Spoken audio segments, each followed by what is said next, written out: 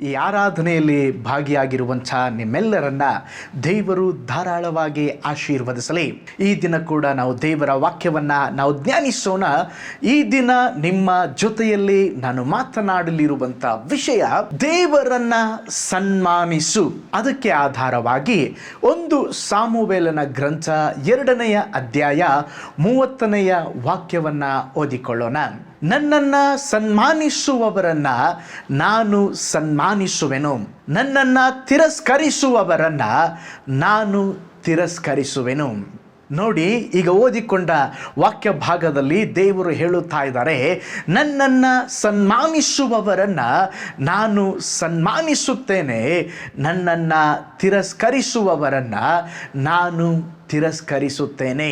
ನಾವು ಸತ್ಯ ವೇದದಲ್ಲಿ ನಾವು ನೋಡುವಾಗ ಧರ್ಮೋಪದೇಶ ಕಾಂಡ 5ನೇ ಅಧ್ಯಾಯ 16ನೇ ವಾಕ್ಯ ಹೇಳುತ್ತದೆ, ನಿನ್ನ ದೇವರಾದ ಯೆಹೋವನು ಆಜ್ಞಾಪಿಸಿದಂತೆ ನಿನ್ನ ತಂದೆ ತಾಯಿಗಳನ್ನು ಸನ್ಮಾನಿಸಬೇಕು, ಸನ್ಮಾನಿಸಿದರೆ ನಿನ್ನ ದೇವರಾದ ಯೆಹೋವನು ನಿನಗೆ ಅನುಗ್ರಹಿಸುವ ದೇಶದಲ್ಲಿ ನೀನು ಬಹುಕಾಲ ಇರುವಿ ಮತ್ತು ನಿನಗೆ ಮೇಲಾಗುವುದು.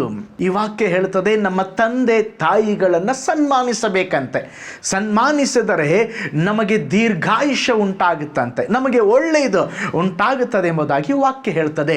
ಯಾಜಕ ಕಾಂಡ 19ನೇ ಅಧ್ಯಾಯ 32ನೇ ವಾಕ್ಯ ಹೇಳ್ತದೆ, ತಲೆ ನರೆತ ವೃದ್ಧರ ಮುಂದೆ ಎದ್ದು ನಿಂತು ಅವರನ್ನ ಸನ್ಮಾನಿಸಬೇಕು. ತಲೆ ನೀರತ ಅಂದರೆ ಮುಪ್ಪಿನ ವಯಸ್ಸಾದವರನ್ನ ಅಥವಾ ಹಿರಿಯರನ್ನ ಸನ್ಮಾನಿಸಬೇಕು. ಒಂದು ವಾಕ್ಯದಲ್ಲಿ ನೋಡಿದೆವು, ತಂದೆ ತಾಯಿಗಳನ್ನು ಸನ್ಮಾನಿಸಬೇಕು, ಅದು ಮಾತ್ರವಲ್ಲ ಹಿರಿಯರನ್ನ ಸಹ ನಾವು ಸನ್ಮಾನಿಸಬೇಕೆಂಬುದಾಗಿ ಸತ್ಯವೇದ ತಿಳಿಸುತ್ತದೆ. ಆದರೆ ಇವೆಲ್ಲವುಗಳಿಗಿಂತ ಹೆಚ್ಚಾಗಿ ನಾವು ದೇವರನ್ನ ಸನ್ಮಾನಿಸಬೇಕೆಂದು ದೇವರ ವಾಕ್ಯ ನಮಗೆ ನೆನಪಿಗೆ ತರುತ್ತದೆ. ಈಗ ಓದಿಕೊಂಡ ವಾಕ್ಯಕ್ಕೆ ನಾವು ಬರೋಣ.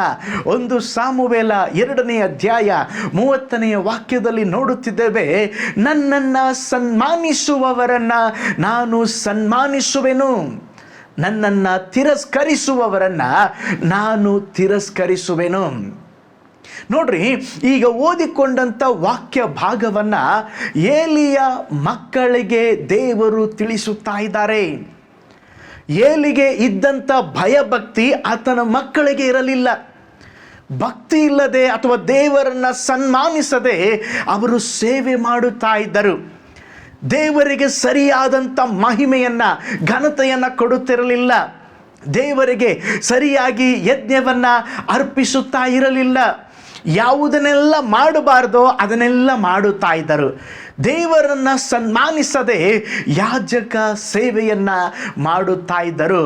ಅವರನ್ನು ನೋಡಿ ದೇವರು ದುಃಖದಿಂದ ಈ ಮಾತುಗಳನ್ನು ನುಡಿಯುತ್ತಾ ಇದ್ದಾರೆ, ನನ್ನನ್ನು ಸನ್ಮಾನಿಸುವವರನ್ನ ನಾನು ಸನ್ಮಾನಿಸುತ್ತೇನೆ, ನನ್ನನ್ನು ತಿರಸ್ಕರಿಸುವವರನ್ನ ನಾನು ತಿರಸ್ಕರಿಸುವೆನು. ನಮ್ಮ ದೇವರು ಮಹಿಮೆಗೆ ಯೋಗ್ಯನ್ರಿ. ಆತನ ಮಹಿಮೆಯನ್ನು ಯಾರಿಗೂ ಬಿಟ್ಟು ಕೊಡುವುದಿಲ್ಲ.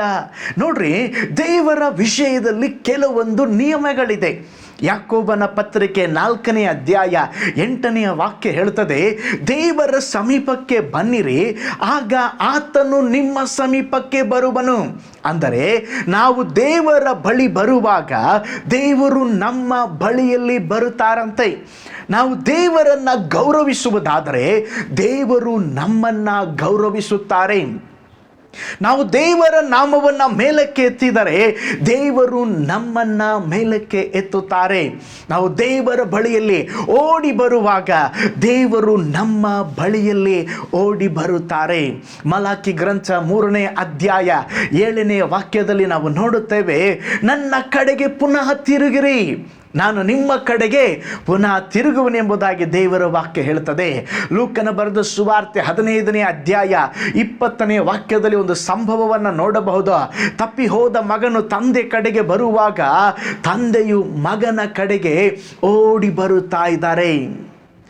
ವಿಮೋಚನ ಕಾಂಡ 20ನೇ ಅಧ್ಯಾಯ 7ನೇ ವಾಕ್ಯ ಹೇಳುತ್ತದೆ, ದೇವರ ಹೆಸರನ್ನ ಅಯೋಗ್ಯ ಕಾರ್ಯಕ್ಕಾಗಿ ಎತ್ತಬಾರದು. ಅಂದರೆ ದೇವರ ಹೆಸರನ್ನ ಸನ್ಮಾನಿಸಬೇಕು. ಮಲಾಕಿ 1ನೇ ಅಧ್ಯಾಯ 6ನೇ ವಾಕ್ಯ, ಮಗನು ತಂದೆಗೆ ಮಾನ ಸಲ್ಲಿಸುತ್ತಾನಷ್ಟೇ, ನಾನು ತಂದೆಯಾಗಿರಲು ನನಗೆ ಸಲ್ಲುವ ಮಾನ ಎಲ್ಲಿ ಎಂಬುದಾಗಿ ದೇವರು ಕೇಳ್ತಾ ಇದ್ದಾರೆ. ನಾನು ಧನಿಯಾಗಿರಲು ನನಗೆ ತೋರಿಸುವ ಭಕ್ತಿ ಎಲ್ಲಿ ಎಂಬುದಾಗಿ ದೇವರು ಕೇಳುತ್ತಾ ಇದ್ದಾರೆ. ದೇವರು ನಮ್ಮಿಂದ ಕೇಳುತ್ತಾ ಇರುವಂಥ ಒಂದೇ ಒಂದು ವಿಷಯ, ಗೌರವವನ್ನು ಅಥವಾ ಒಂದು ಸನ್ಮಾನವನ್ನು ದೇವರು ಕೇಳುತ್ತಾ ಇದ್ದಾರೆ. ಯೆಶಾಯ ಬರೆದ ಪ್ರವಾದನೆ ಗ್ರಂಥ 29ನೇ ಅಧ್ಯಾಯ 13ನೇ ವಾಕ್ಯವನ್ನು ನೋಡ್ರಿ. ಈ ಜನರು ಮಾತಿನಿಂದ ನನ್ನನ್ನು ಸಮೀಪಿಸಿ ತುಟಿಯಿಂದ ನನ್ನನ್ನು ಸನ್ಮಾನಿಸುತ್ತಾರೆ, ಆದರೆ ಮನಸ್ಸನ್ನು ದೂರ ಮಾಡಿಕೊಂಡು ಬಾಯಿಪಾಠವಾಗಿ ಕಲಿತಿರುವ ಮನುಷ್ಯರ ಆಜ್ಞೆಗೆ ಸರಿಯಾದ ಭಯಭಕ್ತಿಯನ್ನು ಮಾತ್ರ ನನ್ನಲ್ಲಿ ಇಟ್ಟಿದ್ದಾರೆ. ಇಲ್ಲಿ ದೇವರು ಹೇಳ್ತಾ ಇದ್ದಾರೆ, ಇವರು ಸನ್ಮಾನಿಸ್ತಾ ಇದ್ದಾರೆ. ಯಾವುದರಿಂದ? ತುಟಿಗಳಿಂದ, ತುಟಿಯ ಬಾಯಿ ಮಾತುಗಳಿಂದ. ಆದರೆ ಯಥಾರ್ಥವಾಗಿ ಅವರ ಜೀವನದಲ್ಲಿ ನನ್ನನ್ನು ಸನ್ಮಾನಿಸುತ್ತಾ ಇಲ್ಲ, ನನ್ನನ್ನು ಬಿಟ್ಟು ದೂರ ಹೋಗಿದ್ದಾರೆ ಎಂಬುದಾಗಿ ಹೇಳುತ್ತಾ ಇದ್ದಾರೆ. ಹಾಗಾದರೆ ದೇವರು ಎಲ್ಲ ಸ್ಥಳದಲ್ಲಿ ಹೇಳುತ್ತಾ ಇದ್ದಾರೆ, ನನ್ನನ್ನು ಸನ್ಮಾನಿಸಿರಿ, ನನ್ನನ್ನು ಗೌರವ ಕೊಡ್ರಿ, ನನಗೆ ಮಹಿಮೆ ಸಲ್ಲಿಸಿರಿ ಎಂಬುದಾಗಿ ದೇವರು ಹೇಳುತ್ತಿದ್ದಾರೆ. ಪ್ರೀತಿಯುಳ್ಳ ದೇವ ಮಕ್ಕಳೇ, ನಾವು ದೇವರ ಸನ್ಮಾನಿಸುವಾಗ ದೇವರು ನಮ್ಮನ್ನ ಸನ್ಮಾನಿಸುತ್ತಾರೆ. ಈ ಏಲಿಯ ಮಕ್ಕಳು ದೇವರನ್ನ ಸನ್ಮಾನಿಸದ ನಿಮಿತ್ತವಾಗಿ ಅವರ ಜೀವನದಲ್ಲಿ ಏನು ಬಂತು ಗೊತ್ತಾ? ಅವರೆಲ್ಲರೂ ಅಕಾಲಿಕ ಮರಣವನ್ನು ಹೊಂದಿದರು. ಏಲಿಯ ಮಕ್ಕಳಾದ ಹೋಫ್ನಿ, ಫೀನೆಹಾಸರು ಹತರಾದರು. ದೇವರನ್ನು ಸನ್ಮಾನಿಸದ ಅವರ ಮೇಲೆ ದೇವರ ಶಾಪ ಬಂತು. ದೇವರ ಶಾಪದ ನಿಮಿತ್ತವಾಗಿ ಅವರು ಒಂದೇ ದಿನದಲ್ಲಿ ಅಕಾಲಿಕವಾದಂಥ ಮರಣವನ್ನು ಅವರು ಅನುಭವಿಸಿದರು. ನೋಡಿ, ಸತ್ಯ ವೇದದಲ್ಲಿ ಯಾರೆಲ್ಲ ದೇವರನ್ನ ಸನ್ಮಾನಿಸಲಿಲ್ಲವೋ ಅವರ ಅಂತ್ಯ ದುಃಖಕರವಾಗಿತ್ತು. ದೇವರನ್ನು ಸನ್ಮಾನಿಸಿದ ಏಲಿಯ ಮಕ್ಕಳು ಅಕಾಲಿಕ ಮರಣವನ್ನು ಹೊಂದಿದರು. ಈಗ ಆ ಮರಣದ ಸುದ್ದಿಯನ್ನು ತಂದು ಅವರ ತಂದೆಯಾದ ಏಲಿಗೆ ಹೇಳುತ್ತಾ ಇದ್ದಾರೆ, ದೇವರ ಮಂಜೂಷವು ಶತ್ರುವಶವಾಗಿದೆ, ನಿನ್ನ ಮಕ್ಕಳಾದ ಹೋಫ್ನಿ ಫೀನೆಹಾಸರು ಸತ್ತರು ಎಂಬುದಾಗಿ ಸುದ್ದಿಯನ್ನು ಕೇಳಿದೊಡನೆ ಪೀಠದಿಂದ ಹಿಂದಕ್ಕೆ ಬಾಗಿಲಿನ ಕಡೆಗೆ ಬಿದ್ದು ಕುತ್ತಿಗೆ ಮುರಿದು ಅವನು ತೀರಿ ಹೋದನು. ಅದೇ ಸಮಯದಲ್ಲಿ ಫೀನೆಹಾಸನ ಹೆಂಡತಿ ದಿನ ತುಂಬಿದ ಗರ್ಭಿಣಿಯಾಗಿದ್ದಳು. ಅವಳು ಸಹ ಸುದ್ದಿ ಕೇಳ್ತಾ ಇದ್ದಾಳೆ, ದೇವರ ಮಂಜೂಷ ಶತ್ರುವಾಶವಾಯಿತು, ಮಾವನು ಗಂಡನು ಅವರು ತೀರಿ ಹೋದ್ರೆಂಬುದಾಗಿ ಆ ಸುದ್ದಿಯನ್ನು ಕೇಳಿದಾಗ ತಕ್ಷಣ ಅವಳಿಗೆ ಪ್ರಸವ ವೇದನೆ ಉಂಟಾಗಿ ಮಗುವಿಗೆ ಜನ್ಮ ಕೊಟ್ಟು ದೇವರ ಮಹಿಮೆ ನಮ್ಮನ್ನು ಬಿಟ್ಟು ಹೋಗಿದೆ ಎಂಬುದಾಗಿ ಆ ಮಗುವಿಗೆ ಇಕಾಬೋತ್ ಎಂಬ ಹೆಸರನ್ನು ಕೊಟ್ಟು ಅವಳು ಸಹ ತೀರಿ ಹೋದಳು. ಒಂದೇ ಕುಟುಂಬದಲ್ಲಿ ಒಂದೇ ದಿನದಲ್ಲಿ 4 ಮರಣ. ಒಂದೇ ಕುಟುಂಬದಲ್ಲಿ ಒಂದೇ ದಿನದಲ್ಲಿ 4 ಮರಣ. ಕಾರಣ ಏನು? ದೇವರನ್ನು ಸನ್ಮಾನಿಸಿದ ಕಾರಣ ದೇವರ ಕೋಪ ಅವರ ಮೇಲೆ ಬಂದಿತು. ದೇವರು ಅವರನ್ನು ಎಚ್ಚರಿಸಿದರು. ದೇವರು ಅವರಿಗೆ ಸಮಯವನ್ನು ಕೊಟ್ಟರು, ತಿದ್ದುಕೊಳ್ತಾರೆ. ನನ್ನ ಮಹಿಮೆಯನ್ನು ನನಗೆ ಸಲ್ಲಿಸ್ತಾ ಇಲ್ಲ, ನಾನು ಅವರಿಗೆ ಸ್ತೋತ್ರ ಅನೇಕ ಜವಾಬ್ದಾರಿಯನ್ನು ಕೊಟ್ಟರು, ಅವರು ಸರಿಯಾಗಿ ಸನ್ಮಾನಿಸುತ್ತಾ ಇಲ್ಲ ಎಂಬುದಾಗಿ ದೇವರು ಎಚ್ಚರಿಸಿದರು. ಅವರು ಕೇಳದೆ ದೇವರನ್ನು ಸನ್ಮಾನಿಸದ ಕಾರಣವಾಗಿ ಒಂದೇ ದಿನದಲ್ಲಿ ದೇವರ ಶಾಪ ಆ ಕುಟುಂಬಕ್ಕೆ ಉಂಟಾಗಿ ಅವರೆಲ್ಲರೂ ತೀರಿ ಹೋದರು. ನೋಡ್ರಿ, 1 ಸಾಮುವೇಲ 2ನೇ ಅಧ್ಯಾಯ 31ನೇ ವಾಕ್ಯದಲ್ಲಿ ದೇವರು ಅವರಿಗೆ ಹೇಳಿದ್ರೆ ಏನಂದರೆ, ನಾನು ನಿನ್ನ ಮತ್ತು ನಿನ್ನ ಮನೆಯವರ ಬಾಹುಬಲವನ್ನು ಮುರಿಯುವ ದಿನಗಳು ಬರುವವು, ನಿನ್ನ ಮನೆಯಲ್ಲಿ ಯಾರೂ ಪೂರ್ಣ ಆಯುಷ್ಯವನ್ನು ಮುಟ್ಟುವುದಿಲ್ಲ ಎಂಬುದಾಗಿ ದೇವರು ಹೇಳಿದರು. ಹಾಗೆ ಸಂಭವಿಸಿದ ಕಾರಣ ಏನಂದರೆ, ಅವರು ದೇವರನ್ನು ಸನ್ಮಾನಿಸಲಿಲ್ಲ. ದೇವರನ್ನು ಸನ್ಮಾನಿಸಿದ ಕಾರಣವಾಗಿ ಅವರ ಅಂತ್ಯ ಬಹಳ ದುಃಖದಿಂದ ಮುಕ್ತಾಯವಾಯಿತು. ನೋಡ್ರಿ, ಸತ್ಯ ವೇದದಲ್ಲಿ ಅಥವಾ ಅನೇಕ ಉದಾಹರಣೆಗಳನ್ನು ನಾನು ನಿಮ್ಮ ಜೊತೆಯಲ್ಲಿ ಹೇಳಲಿಕ್ಕಿದ್ದೇನೆ. ನೋಡ್ರಿ, ಇವರು ದೇವರಿಗೆ ಸನ್ಮಾನಿಸಿದ ಕಾರಣವಾಗಿ ಅವರ ಅಂತ್ಯ ಬಹಳ ದುಃಖಕರವಾಗಿ ವಿಷಯವಾಗಿ ಮುಗಿಯಿತು. ಎರಡನೇದಾಗಿ ನೋಡ್ರಿ, ಲೂಸಿಫರ್ ಅಥವಾ ಸೈತಾನನು ನೋಡ್ರಿ, ಅವನು ದೇವರ ಸ್ತೋತ್ರ ದೇವದೂತನಾಗಿದ್ದ. ದೇವರ ಸ್ತೋತ್ರ ಸಮ್ಮುಖದಲ್ಲಿ ಅವನಿಗೆ ಒಳ್ಳೆಯ ಒಂದು ಜವಾಬ್ದಾರಿಯನ್ನು ಕೊಟ್ಟಿದ್ದರು. ಆದರೆ ಬೈಬಲ್ ಹೇಳ್ತದೆ ಅವನು ಅಹಂಭಾವ ಪಟ್ಟನಂತೆ, ಅವನ ಅಹಂಕಾರ ಪಟ್ಟನಂತೆ. ಯಾವಾಗ ಅವನು ದೇವರ ಸಿಂಹಾಸನದ ಮೇಲೆ ಕಣ್ಣಿಟ್ಟನೋ, ಅಹಂಭಾವ ಪಟ್ಟನೋ, ದೇವರು ಪರಲೋಕದಿಂದ ಅವನನ್ನು ದೊಬ್ಬಿ ಬಿಟ್ಟರು. ದೇವರನ್ನ ಸನ್ಮಾನಿಸದೆ ಅಹಂಕಾರದಿಂದ ಜೀವಿಸಿದ ಲೂಸಿಫರ್ನನ್ನ ದೇವರು ದೊಬ್ಬಿ ಬಿಟ್ಟರು. ದೊಬ್ಬಲ್ಪಟ್ಟಂತ ದೂತನೇ ಸೈತಾನನಾಗಿದ್ದಾನೆ. ಅದು ಮಾತ್ರವಲ್ಲ, ಸತ್ಯವೇದದಲ್ಲಿ ಇನ್ನೊಂದು ಉದಾಹರಣೆ ಇದೆ. ನೆಬೂಕದ್ನೆಚ್ಚರ್, ಬ್ಯಾಬಿಲೋನ್ ದೇಶದ ಅರಸನು, ಅವನ ಎಲ್ಲ ಸಾಮ್ರಾಜ್ಯ, ಒಂದೊಂದೇ ಸಾಮ್ರಾಜ್ಯತ್ವ, ಎಲ್ಲ ಪ್ರಪಂಚದ ಎಲ್ಲ ಜನರನ್ನು ಅವನ ಆಳ್ವಿಕೆ ಮಾಡುತ್ತಾ ಇದ್ದ. ಆದರೆ ದೇವರನ್ನು ಸನ್ಮಾನಿಸದೆ ಅವನು ಹೇಳ್ತಾ ಇದ್ದ, ಎಲ್ಲ ನನ್ನಿಂದನೇ ಎಂಬುದಾಗಿ ಅವನು ಹೇಳಿದಾಗ ಅವನ ಜೀವನದಲ್ಲಿ ಏನು ಸಂಭವಿಸ್ತು ಗೊತ್ತಾ? ಆ ವಾಕ್ಯ ಭಾಗವನ್ನು ಓದಿಕೊಳ್ಳೋಣ. ದಾನಿಯೇಲನ ಗ್ರಂಥ 4ನೇ ಅಧ್ಯಾಯ 30ರಿಂದ 32 ವಚನಗಳವರೆಗೆ. ನನ್ನ ಮಹಿಮೆಯು ಪ್ರಸಿದ್ಧಿಗೆ ಬರುವಂತೆ ನನ್ನ ಸಾಮರ್ಥ್ಯ ಬಲದಿಂದ ರಾಜ್ಯ ನಿವಾಸಕ್ಕಾಗಿ ನಾನು ಕಟ್ಟಿಸಿಕೊಂಡಿರುವುದು ಇಗೋ ಮಹಾಪಟ್ಟಣವಾದ ಈ ಬಾಬೆಲ್ ಎಂದು ಕೊಚ್ಚಿಕೊಂಡನು. ಈ ಮಾತು ರಾಜನ ಬಾಯಿಂದ ಹೊರಡುತ್ತಿರುವಾಗ ಅರಸನಾದ ನೆಬೂಕದ್ನೆಚ್ಚರನೇ, ನಿನಗೆ ದೈವೋಕ್ತಿಯನ್ನು ಕೇಳು. ರಾಜ್ಯವು ನಿನ್ನಿಂದ ತೊಲಗಿದೆ. ನೀನು ಮನುಷ್ಯರೊಳಗಿಂದ ತಳ್ಳಲ್ಪಟ್ಟು ಕಾಡು ಮೃಗಗಳೊಂದಿಗೆ ವಾಸಿಸುವಿ. ದನಗಳಂತೆ ಹುಲ್ಲು ಮೇಯುವುದೇ ನಿನಗೆ ಗತಿಯಾಗುವುದು. ಪರಾತ್ಮರನ ಮನುಷ್ಯರ ರಾಜ್ಯದಲ್ಲಿ ರಾಜನಾಗಿ ಅದನ್ನು ತನಗೆ ಬೇಕಾದವರೆಗೆ ಒಪ್ಪಿಸುತ್ತಾನೆಂಬುದು ನಿನಗೆ ತಿಳುವಳಿಕೆಗೆ ಬರುವುದರೊಳಗೆ 7 ವರ್ಷ ನಿನಗೆ ಹೀಗೆ ಕಳೆಯುವುದು ಎಂದು ಆಕಾಶವಾಣಿಯಾಯಿತು.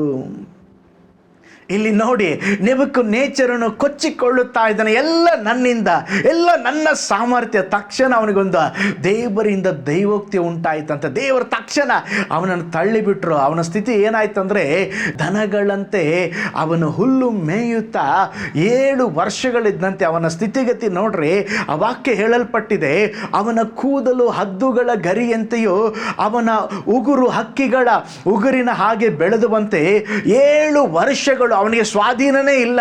ದನದಂತೆ ಹುಲ್ಲನ್ನು ಮೇಯುತ್ತಾ ಇದ್ದಂತೆ.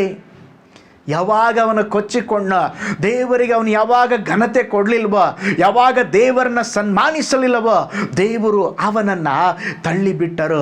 ಪ್ರೀತಿ ಉಳ್ಳ ದೇವ ಮಕ್ಕಳೇ, ನೀವು ಎಷ್ಟೇ ಉನ್ನತ ಸ್ಥಾನದಲ್ಲಿ ಇದ್ದರೂ ನೀವು ಕೊಚ್ಚಿಕೊಳ್ಳಬಾರದು. ನಾನು, ನನ್ನದು, ನನ್ನ ಬಲ, ನನ್ನ ಸಾಮರ್ಥ್ಯ ಎಂಬುದಾಗಿ ಕೊಚ್ಚಿಕೊಳ್ಳಬೇಡ್ರಿ. ನೀವು ಎಷ್ಟೇ ವಿದ್ಯಾಭ್ಯಾಸ ಮಾಡಿದ್ರು, ಎಷ್ಟೇ ಉನ್ನತ ಅಧಿಕಾರಿಯಾಗಿದ್ರು, ನೀನು ಎಷ್ಟೇ ಶ್ರೀಮಂತನಾಗಿದ್ದರೂ ಘನತೆಯನ್ನು, ಸ್ತೋತ್ರ, ಮಾನವನ್ನ, ಸನ್ಮಾನವನ್ನ ದೇವರಿಗೆ ಮಾತ್ರ ಸಲ್ಲಿಸರಿ. ನೆಬೂಕದ್ನೆಚ್ಚರನನ್ನು ಕೂಡ ದೇವರು ತಳ್ಳಿಬಿಟ್ಟರು. ಹೊಸ ಒಡಂಬಡಿಕೆಯಲ್ಲಿ ಇನ್ನೊಂದು ಉದಾಹರಣೆ ಇದೆ ನೋಡ್ರಿ. ಅಪೊಸ್ತಲ ಕೃತ್ಯಗಳು 12ನೇ ಅಧ್ಯಾಯ 21ರಿಂದ 23ನೇ ವಾಕ್ಯ. ಅಲ್ಲಿ ಹೇರೋದನ ಕುರಿತಾಗಿ ನಾವು ನೋಡ್ತೇವೆ. ವಾಕ್ಯ ಭಾಗವನ್ನು ಓದಿಕೊಳ್ಳೋಣ. ಗೊತ್ತು ಮಾಡಿದ ಒಂದು ದಿನದಲ್ಲಿ ಹೇರೋದನು ರಾಜ್ಯ ವಸ್ತ್ರವನ್ನು ಧರಿಸಿಕೊಂಡು ರಾಜಾಸ್ಥಾನದ ಮೇಲೆ ಕೂತು ಅವರಿಗೆ ಉಪನ್ಯಾಸ ಮಾಡಿದನು. ಕೂಡಿದ ಜನರು, ಇದು ಮನುಷ್ಯನ ನುಡಿಯಲ್ಲ, ದೇವರ ನುಡಿಯೇ ಎಂದು ಆರ್ಭಟಿಸಿದರು. ಆ ಘನವನ್ನು ಅವನು ದೇವರಿಗೆ ಸಲ್ಲಿಸದೆ ಹೋದದ್ದರಿಂದ ಕರ್ತನು ದೂತನು ಆ ಕ್ಷಣದಲ್ಲಿ ಅವನು ಬಡಿದನು. ಅವನು ಹುಳ ಬಿದ್ದು ಸತ್ತನು. ನೋಡ್ರಿ, ಇಲ್ಲಿ ಹೇರೋದನ್ನ ಒಂದು ಭಾಷಣ ಮಾಡುತ್ತಾ ಇದ್ದಾನೆ. ಅದನ್ನು ಕೇಳಿದಂಥ ಜನರು ಹೇಳ್ತಾ ಇದ್ದಾರೆ, ವಾ, ಎಂಥ ಅದ್ಭುತವಾದ ಮಾತು ಇದು, ದೇವರ ಮಾತುಗಳು, ದೇವರ ಬಾಯಿಂದ ಬಂದಂಥ ಮಾತುಗಳ ಹಾಗೆ ಇವೆ ಎಂಬುದಾಗಿ ಹೇಳಿದಾಗ ಅವನು ದೇವರಿಗೆ ಗೌರವ ಕೊಡಲಿಲ್ಲಂತೆ, ದೇವರನ್ನು ಸನ್ಮಾನಿಸಲಿಲ್ಲಂತೆ. ಏನಾಯಿತು? ಒಬ್ಬ ದೇವದೂತನು ಬಂದು ಅವನನ್ನು ಹೊಡೆದಂತೆ ಅವನು ಹುಳ ಬಿದ್ದು ಸತ್ತು ಹೋದಂತೆ. ಪ್ರೀತಿಯುಳ್ಳ ದೇವ ಜನರೇ, ದೇವರನ್ನು ಸನ್ಮಾನಿಸರೆ, ದೇವರ ಮಹಿಮೆಯಲ್ಲಿ ಕೈ ಹಾಕಬೇಡ್ರೆ. ದೇವರು ತನ್ನ ಮಹಿಮೆಯನ್ನು ಯಾರಿಗೂ ಬಿಟ್ಟು ಕೊಡುವವನಲ್ಲ. ದೇವರನ್ನು ಸನ್ಮಾನಿಸುವವರನ್ನ ದೇವರು ಸನ್ಮಾನಿಸುತ್ತಾನೆ. ನಾನೊಂದು ದೊಡ್ಡ ಲಿಸ್ಟನ್ನೇ ಹೇಳ್ತಾ ಇದ್ದಾನೆ. ನೆಬೂಕದ್ನೆಚ್ಚರನು ದೇವರಿಗೆ ಸನ್ಮಾನ ಕೊಡಲಿಲ್ಲ, ದೇವರು ತಳ್ಳಿಬಿಟ್ಟರು. ಏಲಿಯ ಮಕ್ಕಳು ದೇವರನ್ನು ಸನ್ಮಾನಿಸಲಿಲ್ಲ, ದೇವರು ಅವರನ್ನು ಸ್ತೋತ್ರ ಅಕಾಲಿಕ ಮರಣ ಕಾರಣವನ್ನ ಉಂಟು ಮಾಡಿದರೋ. ಅದು ಮಾತ್ರವಲ್ಲ, ಹೇರೋದನು ದೇವರನ್ನು ಸನ್ಮಾನಿಸಲಿಲ್ಲ. ಒಂದೇ ದಿನದಲ್ಲಿ ಅವನು ಹುಳ ಬಿದ್ದು ಸತ್ತು ಹೋದ. ಆಸನ ಕುರಿತಾಗಿ ಬೈಬಲಲ್ಲಿ ನೋಡುತ್ತೇವೆ. ಅವನ ಜೀವನ ಆರಂಭ ದೇವರನ್ನ ಸನ್ಮಾನಿಸುವುದಾಗಿತ್ತು. ಯಾವುದೇ ಕಾರ್ಯ ಮಾಡಲಿ, ಯಾವುದೇ ಕ್ರಿಯೆ ಮಾಡಲಿ, ಅವನ ಜೀವನದಲ್ಲಿ ಯಾವಾಗಲೂ ಆಸನ ದೇವರನ್ನ ಹತ್ಕೊಂಡು ದೇವರಿಗೆ ಸನ್ಮಾನವನ್ನ ಕೊಡುತ್ತಾ ಇದ್ದ. ಹಾಗೆ ಮಾಡುವಾಗ 35 ವರ್ಷ ದೇವರೊಟ್ಟಿಗಿದ್ದಂಥ ಅನುಭವ, ದೇವರನ್ನೇ ಸನ್ಮಾನಿಸ್ತಾ ಇದ್ದ, ದೇವರಿಗೆ ಘನತೆ ಕೊಡ್ತಾ ಇದ್ದ, ಗೌರವ ಕೊಡ್ತಾ ಇದ್ದ, ಎಲ್ಲ ಚೆನ್ನಾಗಿತ್ತು, ಸಮಾಧಾನವಾಗಿದ್ದ, ಯುದ್ಧ ಇರಲಿಲ್ಲ. 36ನೇ ವರ್ಷದಲ್ಲಿ ಅವನಿಗೆ ಸ್ವಲ್ಪ ಅಹಂಕಾರ ಬಂತ, ಸ್ವಲ್ಪ ಸೊಕ್ಕು ಬಂತ, ದೇವರನ್ನ ಸನ್ಮಾನಿಸುವುದನ್ನು ಬಿಟ್ಟ. 36ನೇ ವರ್ಷದಿಂದ 39ನೇ ವರ್ಷದ ಒಳಗೆ ಅವನಿಗೊಂದು ರೋಗ ಬಂತು. ರೋಗದಲ್ಲಿ ಕೂಡ ದೇವರನ್ನು ಹುಡುಕಲಿಲ್ಲಂತೆ. 41ನೇ ವರ್ಷದಲ್ಲಿ ಅವನು ತೀರಿ ಹೋದ. ನೋಡ್ರಿ, ಅವನ ಜೀವನದಲ್ಲಿ ದೇವರನ್ನು ಆತುಕೊಂಡು ಆಳ್ವಿಕೆ ಮಾಡಿದಾಗ 35 ವರ್ಷ ಒಂದು ಸಮೃದ್ಧಿಯ ವರ್ಷ. ದೇವರನ್ನ ಸನ್ಮಾನಿಸುವುದನ್ನು ಬಿಟ್ಟು ಅವನು ಜೀವಿಸಿದಾಗ ಕೇವಲ 6 ವರ್ಷ. ಆ 6 ವರ್ಷವೂ ಕೂಡ ಬಹಳ ಘೋರವಾದ ವರ್ಷವಾಗಿತ್ತು, ಬಹಳ ಕಠಿಣ ವರ್ಷವಾಗಿತ್ತು. ಅವನು ತೀರಿ ಹೋದ.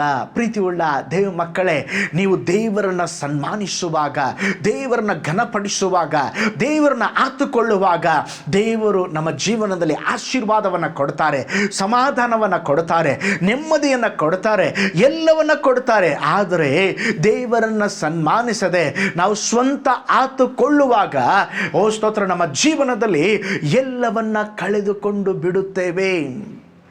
ನೋಡ್ರಿ, ಯಾರೆಲ್ಲ ದೇವರನ್ನ ತಿರಸ್ಕರಿಸಿದರೋ ಅವರನ್ನೆಲ್ಲ ದೇವರು ತಿರಸ್ಕರಿಸಿ ಬಿಟ್ಟರು. ಏಲಿಯ ಮಕ್ಕಳು ದೇವರನ್ನ ತಿರಸ್ಕರಿಸಿದರು, ದೇವರು ಅವರನ್ನ ತಳ್ಳಿಬಿಟ್ಟರು. ನೆಬೂಕದ್ನೆಚ್ಚರನ ತನ್ನ ದೇವರನ್ನ ಸನ್ಮಾನಿಸದೆ ದೇವರಿಗೆ ಕೊಡಬೇಕಾದ ಮಹಿಮೆ ಕೊಡಲಿಲ್ಲ, ದೇವರು ತಳ್ಳಿಬಿಟ್ಟರು. ಹೇರೋದನು, ಓ ಸ್ತೋತ್ರ, ದೇವರಿಗೆ ಕೊಡಬೇಕಾದ ಸನ್ಮಾನ ಕೊಡಲಿಲ್ಲ, ಒಂದೇ ದಿನದಲ್ಲಿ ಹುಳ ಬಿದ್ದು ಸತ್ತು ಹೋದ. ಆಸನು ದೇವರನ್ನ ಸನ್ಮಾನಿಸದೆ ಅವನು, ಓ ಸ್ತೋತ್ರ, ಅವನು ರೋಗದ ಒಂದು ತುತ್ತಾಗಿ ಅವನು ತೀರಿ ಹೋಗಿಬಿಟ್ಟ.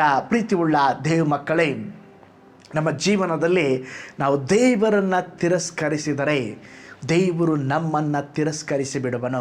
ಆದರೆ ನಾವು ದೇವರನ್ನು ಸನ್ಮಾನಿಸಿದರೆ ದೇವರು ನಮ್ಮನ್ನು ಸನ್ಮಾನಿಸುತ್ತಾರೆ. ಇಷ್ಟರವರೆಗೆ ನಾನು ದೇವರನ್ನ ಯಾರು ಸನ್ಮಾನಿಸಲಿಲ್ಲ ಎಂಬ ವ್ಯಕ್ತಿಗಳ ಕುರಿತಾಗಿ ನೋಡಿಕೊಂಡೆವು. ಈ ಸಮಯದಲ್ಲಿ ದೇವರನ್ನು ಸನ್ಮಾನಿಸಿ ಉನ್ನತ ಸ್ಥಿತಿಗೆ ಬಂದ ದೇವ ಭಕ್ತರ ಕುರಿತಾಗಿ ನಿಮ್ಮೊಡನೆ ಮಾತನಾಡಲಿದ್ದೇನೆ.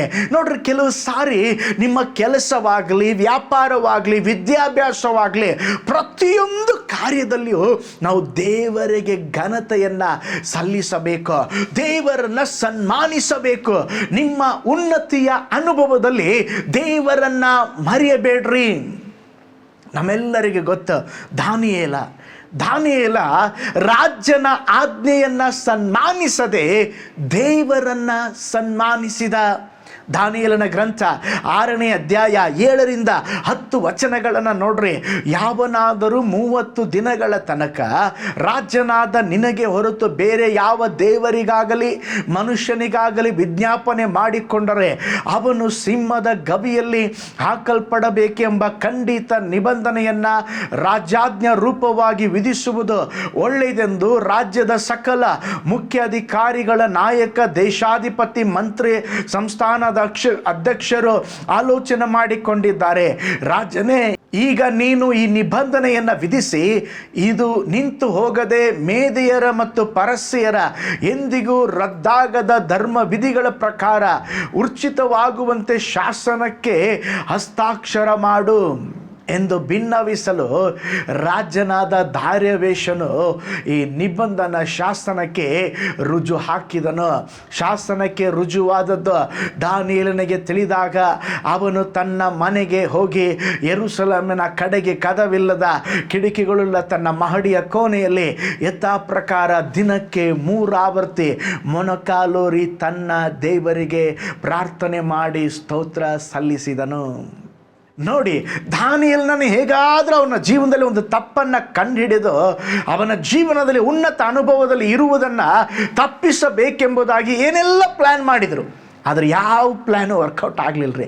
ಕೊನೆಯದಾಗಿ ಒಂದು ಪ್ಲ್ಯಾನ್ ತರ್ತಾ ಇದ್ದಾರೆ. ಏನಂದರೆ 30 ದಿನಗಳ ತನಕ ಯಾರು ಕೂಡ ಪ್ರಾರ್ಥನೆ ಮಾಡಬಾರ್ದು, ಇತರ ದೇವರುಗಳನ್ನು ಪೂಜಿಸಬಾರ್ದು. ಈ ಒಂದು ಕಟ್ಟಳೆ ತಂದರೆ ದಾನಿಯೇಲ ಪ್ರೇಯರ್ ಮಾಡಲಿಕ್ಕೆ ಇರಲಿಕ್ಕೆ ಆಗೋದಿಲ್ಲ, ಅವನು ಪ್ರೇಯರ್ ಮಾಡೇ ಮಾಡ್ತಾನೆ ಎಂಬುದಾಗಿ ತಿಳಿದು ಅವರು ಇಂಥ ಒಂದು ಆಜ್ಞೆಯನ್ನು ತಂದರು. ನೋಡಿ, ದಾನಿಯೇಲ ನಂಬಿಗಸ್ತನಾಗಿದ್ದ. ಅವನಲ್ಲಿ ತಪ್ಪು ಕಂಡು ಹಿಡಿಯುವುದಕ್ಕೆ ಅವರಿಂದ ಏನು ಸಾಧ್ಯವಾಗಲಿಲ್ಲ. ಈಗ ಅವನ ಪ್ರಾರ್ಥನೆಯ ನಿಮಿತ್ತವಾಗಿ ಒಂದು ಪ್ಲ್ಯಾನ್ ಮಾಡ್ಕೊಳ್ತಾ ಇದ್ದಾರೆ. ಏನಂದರೆ 1 ತಿಂಗಳು ಯಾರು ಕೂಡ ಪ್ರಾರ್ಥಿಸಬಾರ್ದು, ಇತರ ದೇವರುಗಳನ್ನು ಪೂಜಿಸಬಾರದು. ಪ್ರಾರ್ಥಿಸಿದರೆ ಅಂಥವರನ್ನು ಸಿಂಹದ ಗವಿಯಲ್ಲಿ ಹಾಕಬೇಕು ಎಂಬುದಾಗಿ ರಾಜನ ಬಳಿಗೆ ಹೋಗಿ ಒಂದು ಲೆಟ್ರಲ್ಲಿ ಅದೆಲ್ಲವನ್ನು ಬರೆದು ಸಿಗ್ನೇಚರ್ ಹಾಕಿಸ್ಕೊಂಡು ನೋಡ್ರಿ. ಆ ರಾಜ್ಯನ ಸಹಿ ಹಾಕ್ಸಿದ್ರೆ ರಾಜ್ಯನ ತಿರುಗಿ ಅದನ್ನು ಕ್ಯಾನ್ಸಲ್ ಮಾಡುವಂಥದ್ದು ಕೂಡ ಅವನಿಗೆ ಇರಲಿಲ್ಲ. ಒಂದು ಸರಿ ಸಹಿ ಹಾಕ್ಬಿಟ್ರೆ ಆಯಿತು. ಆ ಒಂದು ಆಜ್ಞೆಯನ್ನು ಅವರು ಕಾರ್ಯಗತವಾಗಿ ತರುತ್ತಾ ಇದ್ದರು. ಈಗ ಇದನ್ನು ತಂದ ಮೇಲೆ, ಈ ಸುದ್ದಿ ದಾನಿಯೇಲನಿಗೆ ಗೊತ್ತಾದ ಮೇಲೆ ದಾನಿಯೇಲ ಏನು ಮಾಡ್ತಾ ಇದ್ದಾನೆ, ನೇರವಾಗಿ ಮನೆಗೆ ಹೋಗ್ತಾ ಇದ್ದಾನೆ. ಅವನು ಬಾಗಿಲನ್ನು ತೆಗೀತಾ ಇದ್ದಾನೆ, ಕಿಟಕಿಗಳನ್ನು ತೆರೆದು ಸ್ತೋತ್ರ ಅವನು ದೇವರಲ್ಲಿ ಪ್ರಾರ್ಥನೆ ಮಾಡ್ತಾ ಇದ್ದಾನೆ. ಅವನಿಗೆ ಗೊತ್ತು, ಪ್ರಾರ್ಥನೆ ಮಾಡಿದರೆ ಅವರು ಅವನನ್ನು ಸಿಂಹದ ಗವಿಗೆ ಹಾಕ್ತಾರೆ ಎಂಬುದಾಗಿ. ಆದರೂ ಕೂಡ ದಾನಿಯೇಲ ರಾಜನ ಆಜ್ಞೆಯನ್ನು ಸನ್ಮಾನಿಸಲಿಲ್ಲ. ದಾನಿಯೇಲ ದೇವರನ್ನು ಸನ್ಮಾನಿಸಿದ. 30 ದಿವಸ, ಒಂದು ದಿನದಲ್ಲಿ ನಾನು ಎಷ್ಟೋ ಸಮಯ ಪ್ರಾರ್ಥನೆ ಮಾಡ್ತೇನೆ, ಪ್ರಾರ್ಥನೆ ನನಗೆ ಬಿಟ್ಟು ಇರಲಿಕ್ಕೆ ಆಗೋದಿಲ್ಲ. ನನ್ನ ದೇವರನ್ನ ಘನಪಡಿಸ್ತೇನೆ. ನನ್ನ ದೇವರನ್ನ ಘನಪಡಿಸುವುದಕ್ಕೆ ಪ್ರಾರ್ಥನೆ ಮಾತ್ರ ಆಯುಧ. ನಾನು ಸಿಂಹದ ಗವಿಗೆ ಹಾಕಿದ್ರೂ ಪರವಾಗಿಲ್ಲ, ಸಿಂಹ ನನ್ನನ್ನು ಸ್ತೋತ್ರ ಕಚ್ಚಿ ತಿಂದರೂ ಪರವಾಗಿಲ್ಲ, ನಾನು ಮಾತ್ರ ಪ್ರಾರ್ಥನೆ ಮಾಡುವುದು ಬಿಡುವುದಿಲ್ಲ. ನನ್ನ ದೇವರನ್ನ ಘನಪಡಿಸ್ತೇನೆ, ನನ್ನ ದೇವರನ್ನ ಮಾನಿಸ್ತೇನೆ ಎಂಬುದಾಗಿ ಒಂದು ನಿರ್ಧಾರ ತೆಗೆದುಕೊಂಡು ಅವನು ಪ್ರಾರ್ಥನೆ ಮಾಡ್ತಾ ಇದ್ದಾನೆ. ನಂತರ ನಮಗೆ ಗೊತ್ತು, ಅವನನ್ನು ಸಿಂಹದ ಗವಿಗೆ ಹಾಕಿದರು. ಪ್ರೀತಿಯುಳ್ಳ ದೇವ ಮಕ್ಕಳೇ, ಅನೇಕ ಸಂಡೇ ಸ್ಕೂಲ್ ಟೀಚರ್ ಒಂದು ಬೋಧನೆ ಮಾಡುವಂಥ ಕಾರ್ಯ ಏನು ಗೊತ್ತಾ, ಸಿಂಹಗಳ ಬಾಯನ್ನು ದಾನಿಯೇಲ ಹೇಗೆ ಕಟ್ಟದಂತ ಹೇಳಿದ್ರೆ, ಅವು ಸಿಂಹದ ಗವಿಯಲ್ಲಿ ಪ್ರಾರ್ಥನೆ ಮಾಡಿದ. ನೋ, ಸಿಂಹದ ಗವಿಯಲ್ಲಿ ಅವನು ನಿದ್ರೆ ಮಾಡಿದನ್ರಿ, ಪ್ರಾರ್ಥನೆ ಮಾಡಲಿಲ್ಲ. ಪ್ರಾರ್ಥನೆ ಎಲ್ಲಿ ಮಾಡಿದ? ಮನೆಯಲ್ಲಿ ಪ್ರಾರ್ಥನೆ ಮಾಡಿದ. ಮನೆಯಲ್ಲೇ ಪ್ರಾರ್ಥನೆ ಮಾಡಿದ್ದರ ನಿಮಿತ್ತವಾಗಿ ಸ್ತೋತ್ರ ಅವನು ಸಿಂಹದ ಗವಿಗೆ ಹೋಗಿ ಹಾಯಾಗಿ ನಿದ್ರೆ ಮಾಡ್ತಾ ಇದ್ದಾನೆ. ಸಿಂಹಗಳಿಗೆ ದೇವರ ಅಪ್ಪನೆ ಕೊಟ್ಟರು, ಅವನು ನನ್ನ ಮಗನು, ನಿನಗೆ ಯಾವ ಅಧಿಕಾರ ಇಲ್ಲ ಎಂಬುದಾಗಿ ಸಿಂಹಗಳು ಅವನಿಗೆ ಏನು ಮಾಡಲಿಲ್ಲ. ಅವನು ರಾಜನ ಆಜ್ಞೆಯನ್ನು ಸನ್ಮಾನಿಸದೆ ದೇವರನ್ನ, ಮಹಾರಾಜಾದಿ ರಾಜನ ಆಜ್ಞೆಯನ್ನು ಸನ್ಮಾನಿಸಿದ್ದಕ್ಕೆ ದೇವರು ಅವನನ್ನು ಸನ್ಮಾನಿಸಿ ಸ್ತೋತ್ರ ಯಾವ ಕೇಡು ಉಂಟಾಗದ ಹಾಗೆ ಹೊರತಂದದ್ದು ಮಾತ್ರವಲ್ಲ, ಒಂದು ಉನ್ನತವಾದ ಸ್ಥಿತಿಗೆ ದೇವರು ಏರಿಸಿದರು. ಪ್ರೀತಿಯುಳ್ಳ ದೇವ ಮಕ್ಕಳೇ, ನೀವು ದೇವರನ್ನು ಸನ್ಮಾನಿಸುವಾಗ ಎಲ್ಲ ಕಾರ್ಯಗಳ ಆತ್ಮಿಕ ಚಟುವಟಿಕೆಯಲ್ಲಿ ನೀವು ಕಾಂಪ್ರಮೈಸ್ ಮಾಡಿಕೊಳ್ಳಬೇಡ್ರಿ, ಇತರ ಕಾರ್ಯಗಳಲ್ಲಿ ನೀವು ಸಂಧಾನ ಮಾಡಿಕೊಳ್ಳಬೇಡ್ರಿ. ದೇವರನ್ನ ಸನ್ಮಾನಿಸುವ ವಿಷಯದಲ್ಲಿ ನನ್ನ ಜೀವ ಹೋದ್ರೂ ಪರವಾಗಿಲ್ಲ, ನಾನು ಮಾತ್ರ ದೇವರಿಗಾಗಿ ಜೀವಿಸ್ತೇನೆ, ದೇವರಿಗಾಗಿ ಬದುಕ್ತೇನೆ ಎಂಬುದಾಗಿ ದೇವರನ್ನ ಸನ್ಮಾನಿಸಿ ನೋಡ್ರಿ, ದೇವರು ನಿಮ್ಮನ್ನು ಸನ್ಮಾನಿಸುತ್ತಾರೆ. ನಿಮ್ಮೆಲ್ಲರಿಗೆ ಗೊತ್ತಿರಬಹುದು, ಸಾಧು ಸುಂದರ್ ಸಿಂಗ್ ಅವರು ಆತ್ಮಹತ್ಯೆ ಮಾಡ್ಕೊಳ್ಳಿಕ್ಕೆ ಹೋಗ್ತಾ ಇದ್ರು. ಒಂದು ಕೋಣೆಯಲ್ಲಿ ಇದ್ದು ಅವರು ಬಹಳ ಭಕ್ತಿ ಉಳ್ಳಂಥ ಒಬ್ಬ ಮನುಷ್ಯ. ದೇವರೇ, ನಿಜವಾದ ದೇವರು ಯಾರು ನನಗೆ ಪ್ರಕಟವಾಗ್ರಿ, ಇಲ್ಲವಾದರೆ ನಾನು ಹೋಗಿ ಅಲ್ಲಿ ನನ್ನ ಮನೆ ಮುಂದೆ ಒಂದು ರೈಲ್ವೆ ಟ್ರ್ಯಾಕ್ ಇದೆ, ಟ್ರೈನ್ ಬರ್ತದೆ, ಅಲ್ಲಿ ಬಿದ್ದು ಸತ್ತೋಗ್ಬಿಡ್ತೇನೆ. ಅವರು ಒಂದು ದಿವಸವಾದರೂ ಚಿಕ್ಕ ವಯಸ್ಸಿನಲ್ಲೇ ಅವರು ಕ್ರೈಸ್ತ ವಿರೋಧಿಯಾಗಿದ್ದರು. ಸ್ತೋತ್ರ ಅವರ ಶಾಲೆಯಲ್ಲಿ ಒಂದು ಹೊಸ ಒಡಂಬಡಿಕೆಯನ್ನು ಕೊಟ್ಟಿದ್ರು, ಅದನ್ನು ಹರಿದು ಸುಟ್ಟು ಹಾಕಿದಂಥವರು ಸಾಧು ಸುಂದರ್ ಸಿಂಗ್. ಕ್ರೈಸ್ತರಂದರೆ ಆಗೋದಿಲ್ಲ, ಕ್ರೈಸ್ತರೇ ಆಗದೇ ಇರುವಂಥ ಆ ವ್ಯಕ್ತಿಗೆ ಸ್ತೋತ್ರ ಕ್ರಿಸ್ತನನ್ನು ಹೇಗೆ ಪ್ರೀತಿಸಲಿಕ್ಕೆ ಸಾಧ್ಯ? ಅವರು ಹಾಗೆ ಕೋಣೆಯಲ್ಲಿ, ದೇವರೇ ನಿನ್ನ ನಿಜವಾದ ದೇವರು ಯಾರು ನನಗೆ ಪ್ರಕಟಪಡಿಸು, ಇಲ್ಲವಾದರೆ ನಾನು ಸತ್ತೋಗ್ತೀನಿ ಎಂಬುದಾಗಿ ಅವರು ಹಾಗೆ ಪ್ರಾರ್ಥನೆ ಮಾಡುವಾಗ ದಿಢೀರೆಂಬುದಾಗಿ ಒಂದು ಬೆಳಕು ಅವರ ಕೋಣೆಯ ಸುತ್ತಲೂ ಹೊಳೆಯುತ್ತಾ ಒಂದು ಶಬ್ದ ಕೇಳಿಸಿಕೊಳ್ಳುತ್ತಾ ಇದ್ದಾರೆ, ನಾನೇ ಸತ್ಯ ಜೀವ ಮಾರ್ಗ. ನೋಡಿದ್ರೆ ಅಲ್ಲಿ ಯೇಸು ಸ್ವಾಮಿಯ ದೃಶ್ಯ. ಅಯ್ಯೋ, ಇಷ್ಟು ದಿವಸ ನಾನು ಯೇಸು ಸ್ವಾಮಿ ಪೂಜಿಸಲಿಲ್ಲ, ಯೇಸು ಸ್ವಾಮಿಯನ್ನು ಆರಾಧಿಸಲಿಲ್ಲ, ಆದರೂ ಯೇಸು ಸ್ವಾಮಿ ದರ್ಶನ ಕೊಟ್ಟಿದ್ದಾರಲ್ವ, ಅವತ್ತೇ ಯೇಸುವಿಗೆ ಹೃದಯವನ್ನು ಒಪ್ಪಿಸಿಕೊಟ್ಟು ನಾನು ಇನ್ನು ಮೇಲೆ ಬಾಳಿದ್ರೆ ಕ್ರಿಸ್ತನಿಗಾಗಿ ಜೀವಿಸ್ತೇನೆ ಎಂಬುದಾಗಿ ಹೇಳಿದ್ರು. ಇವರ ಈ ಒಂದು ತೀರ್ಮಾನದ ನಿಮಿತ್ತ ಅವ್ರನ್ನ ಮನೆಯಿಂದ ಹೊರಗಡೆ ಹಾಕಿದ್ರು. ಅವರು ಊಟ ಮಾಡುವಂಥ ಆಹಾರಕ್ಕೆ ವಿಷ ಕೊಟ್ಟರು. ಊಟ ಮಾಡಿದ ಆ ವಿಷದ ಆಹಾರವನ್ನು ಸೇವಿಸಿ ಕೂಡ ಅದ್ಭುತವಾಗಿ ದೇವರು ಅವ್ರನ್ನ ಕಾಪಾಡಿದರು. ಹಾಗೆ ಅವರ ಜೀವನ ಈಗ ಮನೆಯಿಂದ ಹೊರಗಡೆ ಹಾಕಿದ್ದಾರೆ. ಅವರು ಎಲ್ಲಿಗೆ ಹೋಗಬೇಕು, ಏನು ಮಾಡಬೇಕು ಗೊತ್ತಿಲ್ಲ. ಹಾಗೆ ಒಂದು ಸಾರಿ ಅವರು ಹಿಮಾಲಯ, ಸ್ತೋತ್ರ, ಟಿಬೆಟ್ ಅಲ್ಲೆಲ್ಲ ಸೇವೆಗಾಗಿ ಹೋಗ್ತಾಯಿದ್ರು. ಆ ಹಿಮ ಪರ್ವತದಲ್ಲಿ ನಡ್ಕೊಂಡೇ ಹೋಗುವಾಗ ಒಂದು ದಿವಸ ಭಯಂಕರ ಬಿರುಗಾಳಿ, ಮಳೆ, ಭಯಂಕರ ಚಳಿ. ಅವರು ಅದನ್ನೆಲ್ಲವನ್ನು ಸಹಿಸಿಕೊಂಡು ಮೂರ್ಛೆ ತಪ್ಪಿ ಕೆಳಗೆ ಬಿದ್ದುಬಿಟ್ರು. ಕೆಳಗೆ ಬಿದ್ದು ಆಯಿತು, ಇನ್ಮೇಲೆ ನಾನು ಸತ್ತೋಗ್ಬಿಡ್ತೀನಿ ಎಂಬುದು ಅನಿಸಿಕೊಂಡು ಹಾಗೆ ಇದ್ದಾರೆ. ಬೆಳಿಗ್ಗೆ ಹೀಗೆ ಕಣ್ಬಿಟ್ಟು ನೋಡ್ತಾರೆ, ಒಂದು ಹೆಬ್ಬಾವು ಅವ್ರನ್ನ ಸುತ್ತಕೊಂಡಿದ್ದಾರೆ. ಸಾಧಾರಣವಾಗಿ ಹೆಬ್ಬಾವು ಯಾಕೆ ಸುತ್ತಕೊಳ್ಳುತ್ತೆ? ಒಬ್ಬ ವ್ಯಕ್ತಿಯನ್ನು ಸಾಯಿಸುವುದಕ್ಕಾಗಿ. ಆ ಹೆಬ್ಬಾವು ಸಾಧು ಸುಂದರ್ ಸಿಂಗ್ರವರನ್ನು ಸಾಯಿಸುವುದಕ್ಕೆ ಸುತ್ತಕೊಂಡಿಲ್ಲ, ದೇವರ ಕಟ್ಟಳೆಗೆ ವಿಧೇಯವಾಗಿ ಆ ಚಳಿ, ಮಳೆ ಎಲ್ಲದರ ನಿಮಿತ್ತ ಹಾಗೆ ಇದ್ದರೆ ರಾತ್ರಿನೇ ತೀರು ಹೋಗ್ತಾಯಿದ್ರು. ನನ್ನ ಮಗನ ಇನ್ನೂ ಸೇವ್ ಮಾಡಬೇಕಂತೇಳಿ ಒಂದು ಕಾವು ಕೊಡೋದಕ್ಕೆ ಆ ಹೆಬ್ಬಾವಿನ ಮೂಲಕವಾಗಿ ಸ್ತೋತ್ರ ದೇವರು ಆಜ್ಞಾಪಿಸಿದರು. ಬೆಳಿಗ್ಗೆದ್ದಾಗ ಆ ಹೆಬ್ಬಾವು ಸುತ್ತಕೊಂಡಿದ್ದು ಅದೇ ಬಿಟ್ಕೊಂಡು ಮೆಲ್ಲಗೆ ಹೋಗ್ಬಿಡ್ತವೆ. ಅವಾಗ ಅವರು ದೇವರನ್ನ ಸ್ತುತಿಸಿರಂತೆ, ದೇವರೇ ನೀನು ಎಷ್ಟು ಒಳ್ಳೆಯ ದೇವರು, ನಾನು ನಿನ್ನನ್ನು ಸನ್ಮಾನಿಸುವಾಗ ನೀನು ನನ್ನನ್ನು ಸನ್ಮಾನಿಸಿದ್ದೀಯಾ, ಈ ಜೀವವನ್ನು ಕಾಪಾಡಿದ್ದೀಯಾ, ನಾನು ಜೀವ ಇರೋವರೆಗೂ ನಿನಗಾಗಿ ಬಾಳುತ್ತೇನೆ, ನಿನ್ನ ಸೇವೆಯನ್ನು ಮಾಡುತ್ತೇನೆ ಎಂಬುದಾಗಿ ಹೇಳಿದ್ರಂತೆ. ಪ್ರೀತಿಯುಳ್ಳ ದೇವ ಮಕ್ಕಳೇ, ನಾವು ದೇವರಿಗಾಗಿ ಮಾಡುವ ತ್ಯಾಗ, ದೇವರಿಗಾಗಿ ಮಾಡುವಂಥ ಎಂಥ ವಿಷಯವಾದರೂ ಒಂದು ಸಾರಿಯೂ ಸ್ತೋತ್ರ ಅದು ವ್ಯರ್ಥವಾಗುವುದಿಲ್ಲ. ದೇವರು ನಮ್ಮನ್ನು ಸನ್ಮಾನಿಸುವ ದೇವರಾಗಿದ್ದಾರೆ. ನೀವು ಎಲ್ಲ ಕಾರ್ಯಗಳ ದೇವರ ವಿಷಯದಲ್ಲಿ ಕಾಂಪ್ರಮೈಸ್ ಮಾಡಿಕೊಳ್ಳೇಬೇಡಿ. ಚಿಕ್ಕ ಚಿಕ್ಕ ವಿಷಯಗಳಲ್ಲಿ ಕೂಡ ದೇವರನ್ನ ಸನ್ಮಾನಿಸಿ ನೋಡ್ರಿ, ನಿಮ್ಮ ಜೀವನದಲ್ಲಿ ದೈವಿಕವಾದ ಆಶೀರ್ವಾದ ಬರುತ್ತದೆ. ದಾನಿಯೇಲ ರಾಜನನ್ನು ಸನ್ಮಾನಿಸಲಿಲ್ಲ, ರಾಜಾದಿ ರಾಜನನ್ನು ಸನ್ಮಾನಿಸಿದ. ಅವನ ಜೀವನದಲ್ಲಿ ಒಂದು ದೊಡ್ಡ ಉನ್ನತಿಯನ್ನು ದೇವರು ಕೊಟ್ಟರು. ಶದ್ರಕ್, ಮೇಷಕ್, ಅಬೇದನಗೋ ಅವರು ಕೂಡ ವಿಗ್ರಹವನ್ನು ಸನ್ಮಾನಿಸದೆ ದೇವರನ್ನು ಸನ್ಮಾನಿಸಿದರು. ಅಲ್ಲಿ ಕೂಡ ಒಂದು ಆಜ್ಞೆ ಬರ್ತಾ ಇದೆ. ಏನಂತ ಹೇಳಿದ್ರೆ, ಒಂದು ದೊಡ್ಡ ರೂಪವನ್ನು ಮಾಡಿದ್ದಾರೆ. ಆ ಒಂದು ಸಮಯಕ್ಕೆ ಅವರು ಡಂಗುರವನ್ನು ಬಾರಿಸುವಾಗ ಎಲ್ಲರೂ ಅದಕ್ಕೆ ಅಡ್ಡ ಬೀಳಬೇಕು. ಇಡೀ ದೇಶದಲ್ಲಿದ್ದಂಥ ಎಲ್ಲ ಜನರು ಅಡ್ಡ ಬಿದ್ದರು. ಆದರೆ ಶದ್ರಕ್, ಮೇಷಕ್, ಅಬೇದನೆಗೆ ಮಾತ್ರ ಅಡ್ಡ ಬೀಳಲಿಲ್ಲ. ಆ ರಾಜನು ಇನ್ನೊಂದು ಚಾನ್ಸನ್ನು ಕೊಡ್ತಾ ಇದ್ದಾನೆ. ಅದು ಬಹಳ ಉಗ್ರ ಕೋಪ ಉಳ್ಳವನಾಗಿ, ಶದ್ರಕ್, ಮೇಷಕ್, ಅಬೇದನೆಗೋ ನಿಮಗೆ ಇನ್ನೊಂದು ಚಾನ್ಸ್ ಕೊಡ್ತೇನೆ, ನನ್ನ ದೇವರನ್ನ ಅಡ್ಡ ಬೀಳ್ರಿ, ಇದಕ್ಕೆ ಅಡ್ಡ ಬೀಳ್ರಿ ಎಂಬುದಾಗಿ ಹೇಳಿದಾಗ ಅವ್ರು ಹೇಳಿದ್ರು, ಜೀವ ಹೋದ್ರು ಇದಕ್ಕೆ ನಾವು ಅಡ್ಡ ಬೀಳುವುದಿಲ್ಲ. ರಾಜನೇ, ನೀ ನಿಲ್ಲಿಸಿದ ಪ್ರತಿಭೆಯನ್ನು ನಾವು ಪೂಜಿಸುವುದಿಲ್ಲ. ನಿಮ್ಮನ್ನು ದಗದಗನೆ ಉರಿಯೊಳಗೆ, ಆವಿಯೊಳಗೆ ಹಾಕಿಬಿಡುತ್ತೇವೆ. ಹಾಕಿದ್ರೂ ಪರವಾಗಿಲ್ಲ, ದೇವರು ನಮ್ಮನ್ನು ಹೇಗೂ ಬಿಡಿಸುವನು. ಬಿಡಿಸದಿದ್ದರೂ ಪರವಾಗಿಲ್ಲ, ನಾವು ಮಾತ್ರ ಕಾಂಪ್ರಮೈಸ್ ಮಾಡಿಕೊಳ್ಳೋದಿಲ್ಲ. ನಮ್ಮ ದೇವರನ್ನು ಮಾತ್ರ ನಾವು ಸೇವಿಸುತ್ತೇವೆ. ದೇವರ ಆಜ್ಞೆ ನಮ್ಮ ದೇವರನ್ನ ಮಾತ್ರ ಆರಾಧಿಸಬೇಕೆಂಬುದಾಗಿದೆ. ಆದುದರಿಂದ ಇತರ ದೇವರುಗಳನ್ನು ನಾವು ಪೂಜಿಸುವುದಿಲ್ಲ ಎಂಬುದಾಗಿ ಧೈರ್ಯವಾಗಿ ಹೇಳಿದರು. ತಕ್ಷಣ ಅವರನ್ನು ತೆಗೆದುಕೊಂಡು ಬೆಂಕಿಯಲ್ಲಿ ಹಾಕಿದರು. ಎಷ್ಟು ಬೆಂಕಿ ಬಿಸಿ ಗೊತ್ತಾ? ಆ ಬೆಂಕಿಯಲ್ಲಿ ಹಾಕಿದಂಥವರನ್ನೇ ಆ ಬಿಸಿ ತಟ್ಟಿ ಅವರೆಲ್ಲ ಸತ್ತೋದ್ರಂತೆ. ಈಗ ಬೆಂಕಿಯಲ್ಲಿ ಹಾಕಿದಾಗ ಅವರು ಸತ್ತು ಹೋಗ್ಬೇಕು ತಾನ್ರಿ. ಬೈಬಲ್ ಹೇಳ್ತದೆ, ಹಾಕಿದ್ದು 3 ಜನ, ಆದರೆ ಅದರ ಒಳಗಡೆ ಇದ್ದಿದ್ದು 4 ಜನ. ಓ ಸ್ತೋತ್ರ!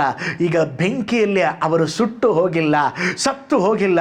ಆ ಬೆಂಕಿಯ ಒಳಗಡೆ ಅವರು ಸ್ತೋತ್ರ ದಗ ಉರಿಯುವ ಆ ಬೆಂಕಿಯಲ್ಲಿ ಅವರು ನಡೆಯುತ್ತಾ ಇದ್ದಾರೆ. ದೇವರು ಅವ್ರನ್ನ ಬಿಡಿಸಿದರು.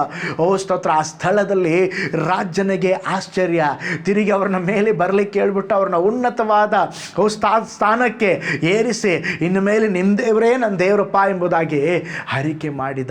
ನೋಡ್ರಿ, ಶದ್ರಕ್, ಮೇಷಕ್, ಅಬೇದನಗೋ ಅವರು ದೇವರನ್ನು ಸನ್ಮಾನಿಸಿದರು. ದೇವರು ಅವರನ್ನು ಸನ್ಮಾನಿಸಿ ಉನ್ನತಕ್ಕೆ ಏರಿಸಿದರು. ಪ್ರೀತಿ ಉಳ್ಳ ದೇವ ಮಕ್ಕಳೇ, ಈ ದಿವಸ ನಾವು ಯಾರನ್ನು ಸನ್ಮಾನಿಸುತ್ತಾ ಇದ್ದೇವೆ? ಹಲ್ಲೆಲೂಯಾ. ನೀನು ದೇವರನ್ನು ಸನ್ಮಾನಿಸುವುದಾದರೆ ನೀನು ಬೆಂಕಿಯಲ್ಲಿ ನಡೆದರೂ, ನದಿಯನ್ನು ದಾಟಿದರೂ ದೇವರು ನಿನ್ನ ಜೊತೆ ಇದ್ದು ಹಲ್ಲೆಲೂಯಾ ಒಂದು ಅದ್ಭುತವನ್ನು ಮಾಡ್ತಾರೆ. ಪ್ರೀತಿ ಉಳ್ಳ ದೇವ ಮಕ್ಕಳೇ, ನೀವು ದೇವರನ್ನ ಘನಪಡಿಸ್ರಿ, ದೇವರನ್ನ ಸನ್ಮಾನಿಸ್ರಿ, ದೇವರು ನಿಮ್ಮನ್ನು ಮೇಲಕ್ಕೆತ್ತುತ್ತಾರೆ. ಇದೇ ವಿಧ ಸಂಭವವನ್ನು ಎಸ್ತೇರಳ ಪುಸ್ತಕದಲ್ಲಿ ನಾವು ನೋಡಬಹುದು. ಯಾರು? ಮೊರ್ದೆಕಾಯ್ ಎಂಬಂಥ ವ್ಯಕ್ತಿ. ಅವನು ಯಾವಾಗಲೂ ದೇವರಿಗೆ ಮಾತ್ರ ಸಲ್ಯೂಟ್ ಹೊಡಿತಾನೆ, ದೇವರಿಗೆ ಮಾತ್ರ ಸನ್ಮಾನಿಸ್ತಾನೆ, ದೇವರನ್ನ ಮಾತ್ರ ಗೌರವಿಸ್ತಾನೆ. ಅಲ್ಲಿ ಒಬ್ಬ ಅಧಿಕಾರಿ ಇದ್ದ, ಹಾಮಾನನು ಎಂಬುದಾಗಿ. ಅವನಿಗೆಲ್ಲ ಸಲ್ಯೂಟ್ ಹೊಡಿತಾ ಇದ್ರು, ಇವನು ಮಾತ್ರ ಹೊಡೆಯೋದಿಲ್ಲ. ಅವನು ಕೇಳ್ದ, ಯಾಕೆ ನೀನು ಹೊಡೆಯೋದಿಲ್ಲ?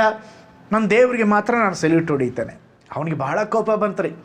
ಹೇಗಾದರೂ ಇವನು ಮಾತ್ರವಲ್ಲ, ಇವನ ಸಂತತಿಯನ್ನೇ ಏನು ಮಾಡೋಣ, ಈ ನಿರ್ಮೂಲ ಮಾಡಿಬಿಡೋಣ, ಅವ್ರು ಇಲ್ದಾಗೆ ಇರೋ ಹಾಗೆ ಮಾಡಿಬಿಡೋಣ ಎಂಬುದಾಗಿ ಪ್ಲ್ಯಾನ್ ಹಾಕಿ ಎಲ್ಲ ಮಾಡ್ದ. ಆದರೆ ಮೊರ್ದೆಕಾಯ್ ದೇವರನ್ನ ನಂಬಿದ್ದ, ದೇವರನ್ನ ಸನ್ಮಾನಿಸಿದ.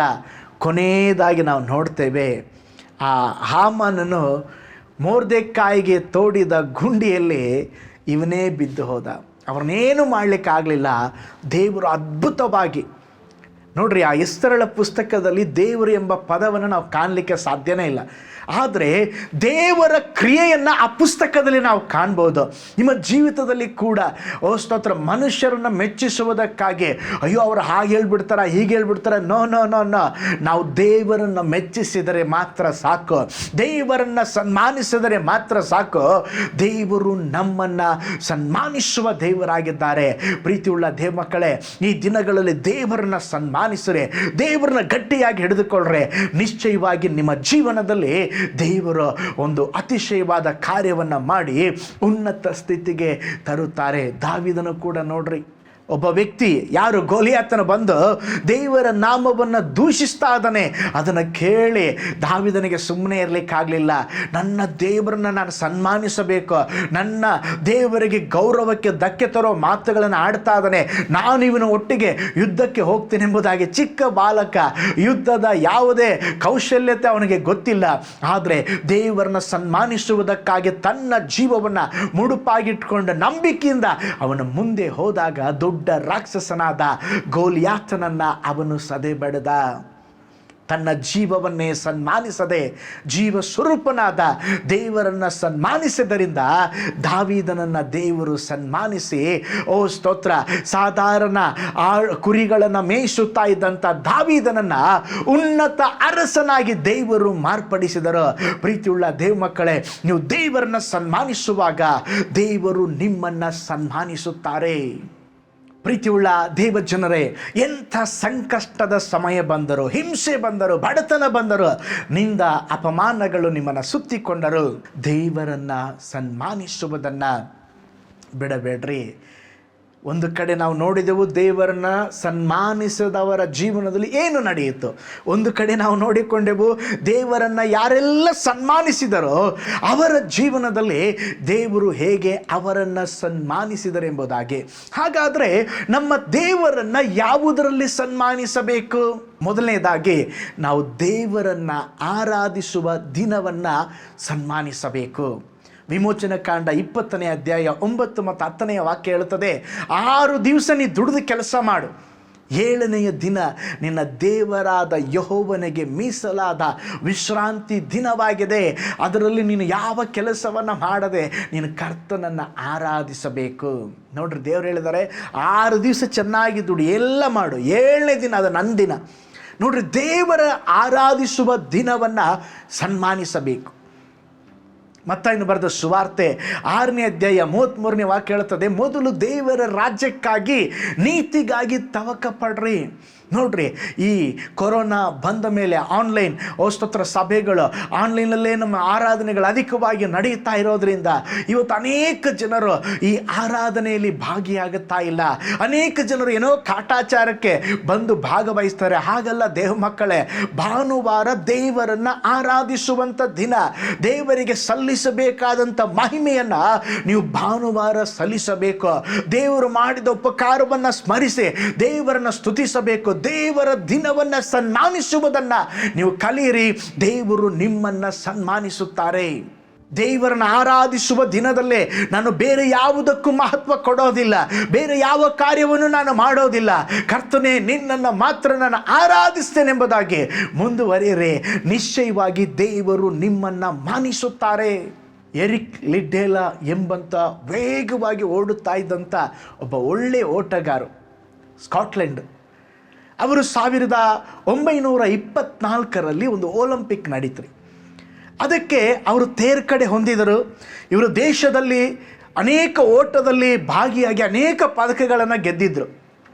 ಈಗ ಆ ದೇಶವೇ 1924ರ ಒಲಿಂಪಿಕ್ಗಾಗಿ ಕಾಯ್ತಾ ಇದ್ದರು. ಈಗ ಒಲಿಂಪಿಕ್ ವೇಳಾಪಟ್ಟಿ ಬಂತು. ಇವರಿಗೆ ನಂಬಿಕೆ, ಇವರು 100 ಮೀಟರ್ ಓಟದಲ್ಲಿ ಭಯಂಕರ ಸ್ಪೀಡಾಗಿ ಓಡ್ತಾ ಇದ್ರು. ಇವರೇ ಫಸ್ಟ್ ಬರ್ತಾರೆ, ನಮ್ಮ ದೇಶಕ್ಕೆ ಒಂದು ಪದಕವನ್ನು, ಬಂಗಾರದ ಪದಕವನ್ನು ತರ್ತಾರೆ ಎಂಬುದಾಗಿ ಎಲ್ಲರೂ ಬಯಕೆಯಿಂದಿದ್ದರು. ವೇಳಾಪಟ್ಟಿ ಬಂತು.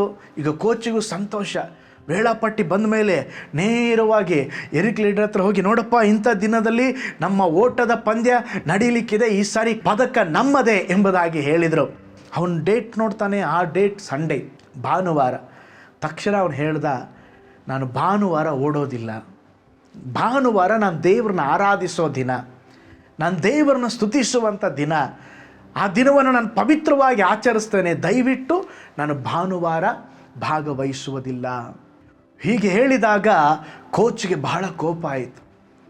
ಪ್ರತಿಯೊಬ್ಬರೂ ಅವರ ಜೀವನದಲ್ಲಿ ಒಂದು ಶ್ರೇಷ್ಠ ಗುರಿಯನ್ನು ಮುಟ್ಟಬೇಕೆಂಬುದಾಗಿ ಇದಕ್ಕಾಗಿ ಕಾಯ್ತಾ ಇರ್ತಾರೆ. ಇವನೆಂಥ ಮನುಷ್ಯ ಇದನ್ನು ಬೇಡ ಎಂಬುದಾಗಿ ಹೇಳ್ತಾ ಇದ್ದಾನೆ. ಎಷ್ಟೇ ಅವ್ರಿಗೆ ಒಪ್ಪಿಗೆ ಸೂಚಿಸಿ ಏನೇನೇ ಹೇಳ್ತಾ ಇದ್ದಾರೆ, ಅವರು ಒಪ್ಕೊಳ್ಳಲೇ ಇಲ್ಲ. ಭಾನುವಾರ ಮಾತ್ರ ನಾನು ಓಡೋದೇ ಇಲ್ಲ. ಇದರ ಕುರಿತು ಸ್ಕಾಟ್ಲೆಂಡಿನ ಜನ ಬಹಳ ಅಸಮಾಧಾನ ವ್ಯಕ್ತಪಡಿಸಿದರು. ಆ ಸ್ಕಾಟ್ಲೆಂಡಿನ ಈ ಪ್ರಧಾನಮಂತ್ರಿ ಕೂಡ ಇವ್ರ ಹತ್ರ ಬಂದು ಹೇಳಿ ಅವ್ರಿಗೂ ಬೇಸರವಾಯಿತು. ನಂತರ ಇವರು ಬದಲಾಯಿಸ್ಕೊಳ್ತಾರೆ, ಇಲ್ಲ ಎಂಬುದಾಗಿ ಅವ್ರು ಏನು ಮಾಡಿದ್ರು ಅಂತ ಹೇಳಿದ್ರೆ, ಇವರು ಓಡುವಂಥ ಓಟವನ್ನು ಬೇರೆಯವರಿಗೆ ಕೊಟ್ಟು, ನೀವು ಬೇರೆ ಆ ಭಾನುವಾರ ಮುಗಿದ ಮೇಲೆ 400 ಮೀಟರ್ ಓಡುವುದಿದೆ, ಅದರಲ್ಲಿ ನೀವು ಓಡ್ರಿ. ಇವರಿಗೆ ಅದರಲ್ಲಿ ತರಬೇತಿ ಇಲ್ಲ. ಅವರು ಅದುವರೆಗೆ ಅಷ್ಟು ಲಾಂಗಾಗಿ ಓಡುವಂಥ ಓಟದಲ್ಲಿ ಅವರು ಪ್ರಾಕ್ಟೀಸ್ ಮಾಡಿಲ್ಲ. ಯಾವಾಗಲೂ ಈ ಶಾರ್ಟ್ ಓಟದಲ್ಲಿ ಅವರು ಓಡಿ ಪ್ರಾಕ್ಟೀಸ್ ಮಾಡಿದ್ದು. ಆದರೂ 400 ಮೀಟರನ್ನು ಓಡ್ರಿ ಎಂಬುದಾಗಿ ಒಪ್ಪಿಗೆ ಸೂಚಿಸಿದರು. ಆ ಒಲಿಂಪಿಕ್ ಇದ್ದಂಥ ಅಲ್ಲೇ ಒಂದು ಆರಾಧನೆಯಲ್ಲಿ ಭಾಗಿಯಾಗಿ ಭಾನುವಾರ ಕರ್ತನನ್ನು ಆರಾಧಿಸಿ ಮಹಿಮೆಪಡಿಸಿದರು.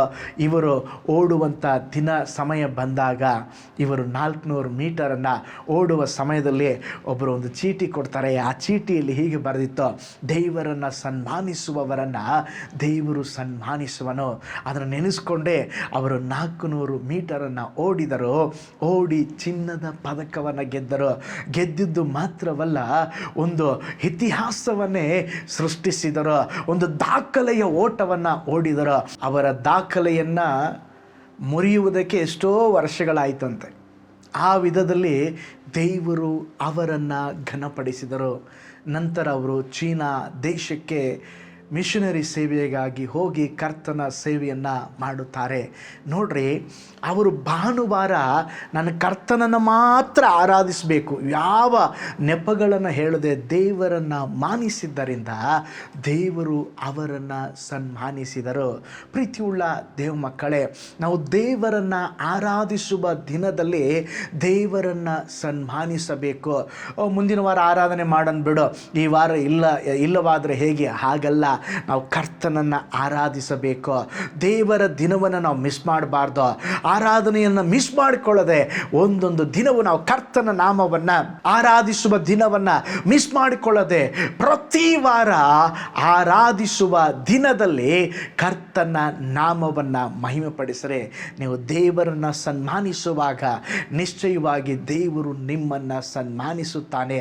ಕೆಲಸವಾಗಿರಬಹುದು, ಉನ್ನತ ಹುದ್ದೆಯಾಗಿರಬಹುದು, ಯಾವುದು ಕಾಂಪ್ರಮೈಸ್ ಕಾಂಪ್ರಮೈಸ್ ಮಾಡಿಕೊಳ್ಳಬೇಡ್ರೆ ನೇರವಾಗಿ ಹೇಳಿ, ಈ ದಿನ ನಾನು ದೇವರನ್ನ ಆರಾಧಿಸುವ ದಿನ, ಆದ್ದರಿಂದ ನಾನು ದೇವರನ್ನ ಸನ್ಮಾನಿಸಬೇಕು, ಬಾಕಿ ಯಾವ ಕೆಲಸವನ್ನು ಮಾಡೋದಿಲ್ಲ. ದೇವರನ್ನ ಆರಾಧಿಸಿ ನಂತರ ನೀವೇನಾದರೂ ಮಾಡಿಕೊಳ್ಳ್ರೆ, ದೇವರ ಆರಾಧಿಸುವ ದಿನವನ್ನು ಮಾನಿಸಿರಿ, ದೇವರು ನಿಮ್ಮನ್ನು ಮಾನಿಸುತ್ತಾರೆ.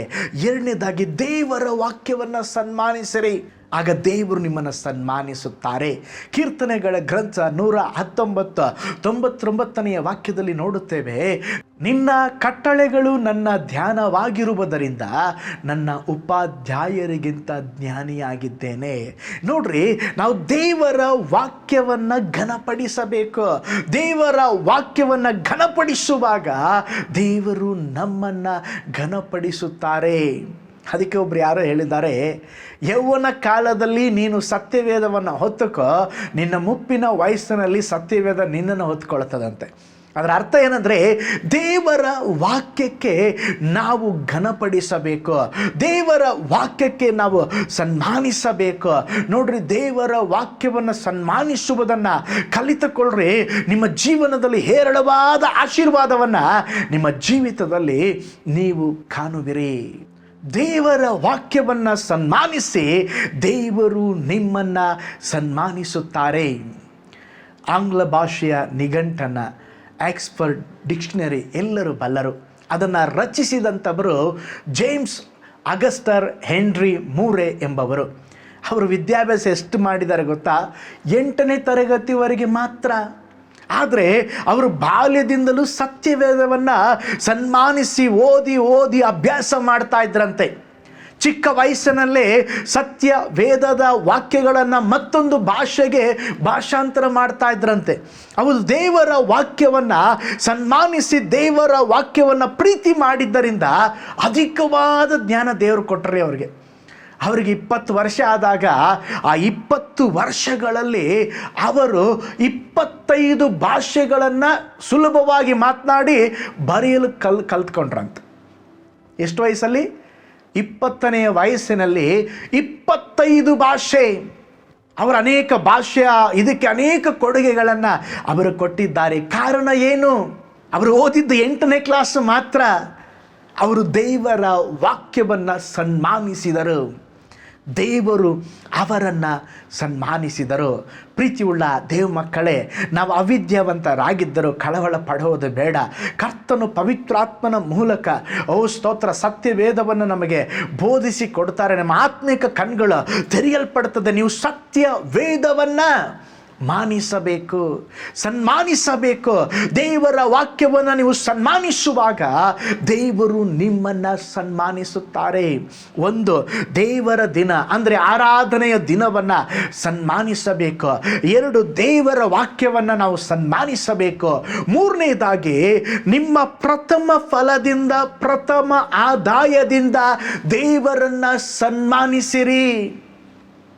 ಜ್ಞಾನೋಕ್ತಿಗಳು 3ನೇ ಅಧ್ಯಾಯ 9 ಮತ್ತು 10ನೇ ವಾಕ್ಯ ಹೇಳುತ್ತದೆ, ನಿನ್ನ ಆದಾಯದಿಂದಲೂ ಬೆಳೆಯ ಪ್ರಥಮ ಫಲದಿಂದಲೂ ದೇವರನ್ನು ಸನ್ಮಾನಿಸು.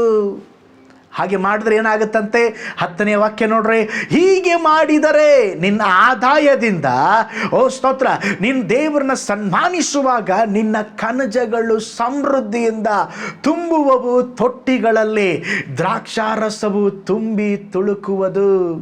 ನೋಡಿ, ದೇವರು ಹೇಳುತ್ತಾ ಇದ್ದಾರೆ, ನಿನ್ನ ಆದಾಯದಿಂದಲೂ ಬೆಳೆಯ ಪ್ರಥಮ ಫಲದಿಂದಲೂ ದೇವರನ್ನು ಸನ್ಮಾನಿಸು. ಇವತ್ತು ನಮ್ಮ ಆದಾಯದಿಂದ ದೇವರನ್ನ ಸನ್ಮಾನಿಸ್ತಾ ಇದ್ದೇವೆ. ಪ್ರಥಮ ಫಲ, ಆಗಿನ ಕಾಲದಲ್ಲಿ ಜಾಸ್ತಿ ವ್ಯವಸಾಯ ಮಾಡ್ತಾ ಇದ್ದರು. ಆ ವ್ಯವಸಾಯ ಮಾಡಿ ಅದರಲ್ಲಿ ಬರುವಂಥ ಪ್ರಥಮ ಫಲವನ್ನು ಸ್ತೋತ್ರ ಅದನ್ನು ದೇವರಿಗೆ ಕೊಟ್ಟುಬಿಡ್ತಾ ಇದ್ರು, ದೇವರ ಸೇವೆಗಾಗಿ ಕೊಟ್ಟು ಬಿಡ್ತಾ ಇದ್ರು. ದೇವರು ಹೇಳ್ತಾ ಇದ್ರು, ಹಾಗೆ ಮಾಡು, ನಿನ್ನ ಕಣಜಗಳು ಸಮೃದ್ಧಿಯಿಂದ ತುಂಬುವವು. ದೇವರಿಗೆ ಕೊಟ್ಟು ಯಾರು ಕೊರತೆಯಲ್ಲಿ ಜೀವಿಸಿಲ್ರು. ಇನ್ನೊಂದು ಸಾರಿ ಹೇಳ್ತಾನೆ, ದೇವರಿಗೆ ಕೊಟ್ಟು ಯಾರು ಕೊರತೆಯಲ್ಲಿ ಜೀವಿಸಿಲ್ಲ. ಒಂದು ಉದಾಹರಣೆಯನ್ನು ನಿಮ್ಮೊಂದಿಗೆ ಹಂಚಿಕೊಳ್ಳುತ್ತೇನೆ. ಒಬ್ಬ ಯೌವನಸ್ಥ ಅನೇಕ ಬಿಸ್ನೆಸ್ಸನ್ನು ಆರಂಭಿಸಿದ, ಎಲ್ಲ ಬಿಸ್ನೆಸ್ಸಲ್ಲಿ ಫೇಲಿಯರ್, ಎಲ್ಲದರಲ್ಲಿ ಸೋತು ಹೋದ. ಆಗ ಅವನ ಸ್ನೇಹಿತ ಹೇಳ್ದ, ನೀನು ದೇವ್ರನ್ನ ಬಿಟ್ಟಿದೆಯಪ್ಪ, ಆದ್ದರಿಂದ ನಿನ್ನ ಬಿಸ್ನೆಸ್ ಲಾಸ್ ಆಗ್ತಾ ಇದೆ. ನೀನು ದೇವರೊಟ್ಟಿಗೆ ಪಾರ್ಟ್ನರ್ಶಿಪ್ ಬೆಳೆಸ್ಕೊಂಡು ನಿನ್ನ ಬಿಸ್ನೆಸ್ಸನ್ನು ಆರಂಭಿಸು, ದೇವರು ನಿನ್ನನ್ನು ಆಶೀರ್ವದಿಸುತ್ತಾರೆ. ಆಗ ಇವನು ಪ್ರಾರ್ಥನೆ ಮಾಡಿ ಒಪ್ಪಿಸಿಕೊಟ್ಟ, ದೇವರೇ, ಇನ್ನು ಮೇಲೆ ನನ್ನ ಪಾರ್ಟ್ನರ್ ನೀವು ಸ್ವಾಮಿ, ಇನ್ನು ಮೇಲೆ ನನ್ನ ಎಲ್ಲ ಈ ಬಿಸ್ನೆಸ್ಸಲ್ಲಿ ಒಂದು ಭಾಗವನ್ನು ನಿಮ್ಮ ಸೇವೆಗಾಗಿ ಕೊಡ್ತೇನೆ. ಒಂದು ತೀರ್ಮಾನ ತೆಗೆದುಕೊಂಡ, ಬಿಸ್ನೆಸ್ಸನ್ನು ಆರಂಭಿಸಿದ್ರಿ. ಯಾವ ಬಿಸ್ನೆಸ್ ಗೊತ್ತಾ? ಚೀಸ್ ಮಾಡುವಂಥ ಬಿಸ್ನೆಸ್ ಆರಂಭಿಸಿದ ಮೇಲೆ ಆರಂಭಿಸಿದ ಬಂದ ಎಲ್ಲ ಆದಾಯದಲ್ಲಿ ಅವರು ದೇವರ ಸೇವೆಗಾಗಿ ಕೊಡುತ್ತಾ ಇದ್ದರು. ದೇವರವ್ರನ್ನ ಆಶೀರ್ವಾದ ಮಾಡಿದರು ನೋಡ್ರಿ, ದೇವರವ್ರನ್ನ ಉನ್ನತಕ್ಕೆ ಏರಿಸಿದರು. ಆ ಕಂಪನಿ ಹೆಸರೇನು ಗೊತ್ತಾ? ನಿಮಗೆಲ್ಲ ಗೊತ್ತಿರ್ತದೆ. Craft cheese company. ಪ್ರಪಂಚದಲ್ಲೇ ಒಂದು ದೊಡ್ಡ ಚೀಸ್ ಕಂಪನಿ ಅದಾಗಿದೆ ನೋಡ್ರಿ. ಅವ್ರದ್ದು ಆದಾಯದಿಂದ ದೇವರನ್ನ ಸನ್ಮಾನಿಸಿದಾಗ ದೇವರು ಅವರನ್ನು ಸನ್ಮಾನಿಸಿದರು. ಪ್ರೀತಿಯುಳ್ಳ ದೇವ ಮಕ್ಕಳೇ, ದೇವರ ವಾಕ್ಯವನ್ನು ಸನ್ಮಾನಿಸಿ, ದೇವರ ದಿನವನ್ನು ಸನ್ಮಾನಿಸಿ, ನಿಮ್ಮ ಆದಾಯದಿಂದ ಬರುವ ಹಣದಲ್ಲಿ ಸಹ ನೀವು ದೇವರನ್ನು ಮಾನಿಸಿರಿ. ನೀವು ದಶಮ ಭಾಗವನ್ನು ನೀವು ಕೊಡುತ್ತಾ ಇದ್ದೀರಾ, ದೇವರಿಗೆ ಕಾಣಿಕೆಯನ್ನು ಕೊಡುತ್ತಾ ಇದ್ದೀರಾ. ಅಯ್ಯೋ ಪಾಸ್ಟರ್, ನನಗೇ ಕಷ್ಟ ಇದೆ, ನಾನು ಹೇಗೆ ದೇವರ ಸೇವೆಗೆ ಕೊಡಲಿ? ನೋ, ನನ್ನನ್ನು ದೇವರು ಬ್ಲೆಸ್ ಮಾಡಿದ ಮೇಲೆ ಕೊಡ್ತೇನೆ. ನೋ, ಹಾಗಲ್ರಿ. ದೇವರು ನಮ್ಮನ್ನು ಬ್ಲೆಸ್ ಮಾಡೋ ಮುಂಚೆ ನಮಗೇನಿದೆಯೋ ಅದರಲ್ಲಿ ಸ್ತೋತ್ರ, ದೇವರನ್ನು ನಾವು ಮಾನಿಸುವಾಗ ದೇವರು ನಮ್ಮನ್ನು ಮಾನಿಸುತ್ತಾರೆ. ನೋಡ್ರಿ, ಮತ್ತಾಯನ ಬರೆದ ಸುವಾರ್ತೆ 6ನೇ ಅಧ್ಯಾಯ 21ನೇ ವಾಕ್ಯದಲ್ಲಿ ದೇವರು ಹೇಳಿದ್ದಾರೆ, ಏನು ನಿಮ್ಮ ಹಣ ಎಲ್ಲಿದೆಯೋ ಅಲ್ಲಿ ನಿಮ್ಮ ಹೃದಯನೂ ಇರ್ತದೆ ಅಂತೇಳಿ. ನಮ್ಮ ಹಣದ ಮೂಲಕ ನಾವು ದೇವರನ್ನ ಸನ್ಮಾನಿಸಬೇಕ್ರಿ. ಮಲಾಕಿ 3ನೇ ಅಧ್ಯಾಯ 10ನೇ ವಾಕ್ಯ ಹೇಳ್ತದೆ, ಸ್ತೋತ್ರ, ನನ್ನನ್ನು ಪರೀಕ್ಷಿಸ್ರಿ. ಯಾವ ವಿಷಯದಲ್ಲಿ? ಕೊಡುವ ವಿಷಯದಲ್ಲಿ. ಮತ್ತೆ ಯೇಸು ಸ್ವಾಮಿ ಹೇಳಿದ್ರು, ಇಬ್ಬರು ಯಜಮಾನರಿಗೆ ಸೇವೆ ಸಲ್ಲಿಸಲಿಕ್ಕೆ ಸಾಧ್ಯವಿಲ್ಲ. ಹಣವನ್ನು ಮತ್ತು ಸ್ತೋತ್ರ ದೇವರನ್ನು ಎರಡನ್ನು ಒಟ್ಟಿಗೆ ತೆಗೆದುಕೊಳ್ಳಲಿಕ್ಕೆ ಆಗೋದಿಲ್ಲ. ಹಾಗಾದರೆ ನಮ್ಮ ಹಣದಿಂದಲೂ ಕೂಡ ನಾವು ದೇವರನ್ನು ಸನ್ಮಾನಿಸಬೇಕು. ನಿಮ್ಮ ಸಮಯದ ಮುಖಾಂತರ ಕೂಡ ನೀವು ದೇವರನ್ನ ಸನ್ಮಾನಿಸಬೇಕ್ರಿ. 24 ಗಂಟೆ ಒಂದು ದಿವಸಕ್ಕೆ ಕೊಟ್ಟಿದ್ದಾರೆ ನೋಡ್ರಿ. ಸಮಯ ಬಹಳ ಅಮೂಲ್ಯ. ಇವತ್ತು ನಮ್ಮ ಜೊತೆಯಲ್ಲಿ ಇದ್ದವರು ನಮ್ಮ ಜೊತೆ ಇಲ್ಲ, ಸ್ತೋತ್ರ. ಆದರೆ ದೇವರು ನಮಗೆ ಒಂದು ಜೀವವನ್ನು ಕೊಟ್ಟು, ಮರು ಜೀವವನ್ನು ಕೊಟ್ಟು 24 ತಾಸು ನಮಗೆ ಕೊಟ್ಟಿರೋದಾದರೆ ಅದರಲ್ಲಿ 1 ಗಂಟೆಯಾದರೂ ದೇವರಿಗೆ ಕೊಡ್ರಿ. ಸ್ತೋತ್ರ. ದೇವರಿಗೆ ಕೊಡಬೇಕಾದ ಸಮಯ ಕೊಡ್ರಿ, ಪ್ರಾರ್ಥನೆಗೆ ಕೊಡ್ರಿ, ದೇವರ ವಾಕ್ಯ ಧ್ಯಾನಿಸುವುದಕ್ಕೆ ಕೊಡ್ರಿ. ಆ ಸಮಯವನ್ನು ಕೊಟ್ಟು ಕರ್ತನ ನಾಮವನ್ನು ಮಹಿಮೆ ಪಡಿಸ್ರಿ. ಕೊನೆಯದಾಗಿ, ನಿಮ್ಮ ತಾಲಂತಿನ ಮೂಲಕ ನೀವು ದೇವರನ್ನು ಸನ್ಮಾನಿಸಿರಿ. ನಿಮಗೆ ಕೆಲವು ತಾಲಂತನ್ನು ದೇವರು ಕೊಟ್ಟಿದ್ದಾರೆ. ಹಾಡುವಂಥದ್ದಾಗಿರಬಹುದು, ಅಥವಾ ಸುವಾರ್ತೆಯನ್ನು ಸಾರುವಂಥದ್ದಾಗಿರಬಹುದು, ಯಾವುದೇ ಆಗಿರಲಿ, ನಿಮಗೆ ದೇವರು ಯಾವ ತಲಾಂತನ್ನು ಕೊಟ್ಟಿದ್ದಾರೋ ಆ ತಲಾಂತಿನ ಮೂಲಕವಾಗಿ ದೇವರನ್ನು ಸನ್ಮಾನಿಸಿರಿ. ಅದನ್ನು ಮಣ್ಣಿನಲ್ಲಿ ಹುದುಗಿಸ ಇಡಬೇಡ್ರಿ, ಅದನ್ನು ಸ್ತೋತ್ರ ಮರೆಮಾಚಿ ಇಡಬೇಡ್ರಿ. ನಿಮಗೆ ಯಾವ ತಾಲಂತಿದೆ, ಪ್ರತಿಯೊಬ್ಬರಿಗೂ ಒಂದಲ್ಲ ಒಂದು ತಾಲಂತಿದೆ, ಅದನ್ನು ಉಪಯೋಗಿಸಿಕೊಂಡು ಕರ್ತನ ನಾಮವನ್ನು ಮಹಿಮೆ ಪಡಿಸಿರಿ. ಪ್ರೀತಿಯುಳ್ಳ ದೇವ ಮಕ್ಕಳೇ, ಕರ್ತನ ದಿನವನ್ನು ಸನ್ಮಾನಿಸಿರಿ, ದೇವರ ವಾಕ್ಯವನ್ನು ಸನ್ಮಾನಿಸಿರಿ, ನಿಮ್ಮ ಆದಾಯದಿಂದ ದೇವರನ್ನ ಸನ್ಮಾನಿಸಿರಿ, ನಿಮ್ಮ ಸಮಯದಿಂದ ದೇವರನ್ನ ಸನ್ಮಾನಿಸಿರಿ. ಅದು ಮಾತ್ರವಲ್ಲ, ನಿಮ್ಮ ತಾಲಂತಿನ ಮೂಲಕ ದೇವರನ್ನು ಸನ್ಮಾನಿಸಿರಿ. ಕೊನೆಯದಾಗಿ, ನನ್ನನ್ನು ಸನ್ಮಾನಿಸುವವರನ್ನು ನಾನು ಸನ್ಮಾನಿಸುವನೆಂಬುದಾಗಿ ದೇವರು ಹೇಳಿದ್ದಾರೆ. ನಿಶ್ಚಯವಾಗಿ ನಿಮ್ಮ ಜೀವಿತವನ್ನು ದೇವರು ಸನ್ಮಾನಿಸುತ್ತಾರೆ. ನಾನು ಎಲ್ಲ ಸಂಗತಿಯನ್ನು ನಿಮ್ಮೊಟ್ಟಿಗೆ ಹಂಚಿಕೊಂಡೆ. ಒಂದು, ದೇವರನ್ನು ಸನ್ಮಾನಿಸದೆ ಇರುವಂಥ ಒಂದು ಗುಂಪು, ಇನ್ನೊಂದು ಕಡೆ ದೇವರನ್ನು ಸನ್ಮಾನಿಸಿದ ಗುಂಪು. ಅದು ಮಾತ್ರವಲ್ಲ, ನಾವು ಯಾವ ಕಾರ್ಯಗಳಲ್ಲಿ ನಾವು ದೇವರನ್ನು ಸನ್ಮಾನಿಸಬೇಕೆಂಬುದಾಗಿ ನಿಮ್ಮೊಂದಿಗೆ ಹಂಚಿಕೊಂಡೆ. ಈ ದಿನದಿಂದ ಒಂದು ಪ್ರಾರ್ಥನೆ ಮಾಡಿರಿ. ದೇವರೇ, ಪ್ರತಿ ದಿವಸ ಬೆಳಿಗ್ಗೆ ಎದ್ದೇಳುವಾಗ, ದೇವರೇ, ನಾನು ನಿನ್ನ ನಾಮದ ಮಹಿಮೆಗಾಗಿ ಜೀವಿಸಬೇಕು. ದೇವರೇ, ನಿನ್ನನ್ನು ನಾನು ಯಾವಾಗಲೂ ಸನ್ಮಾನಿಸಬೇಕಪ್ಪ. ನನ್ನ ನಡೆ ನುಡಿ ಸ್ತೋತ್ರ ನನ್ನ ನೋಟ ಎಲ್ಲ ಕಾರ್ಯಗಳಲ್ಲಿ ನಿನ್ನನ್ನೇ ಸನ್ಮಾನಿಸಬೇಕೆಂಬುದಾಗಿ ದೇವರಿಗೆ ಹೇಳ್ರೆ ನಿಶ್ಚಯವಾಗಿ ಸ್ತೋತ್ರ ದೇವರು ನಿಮ್ಮನ್ನು ಸನ್ಮಾನಿಸುತ್ತಾರೆ.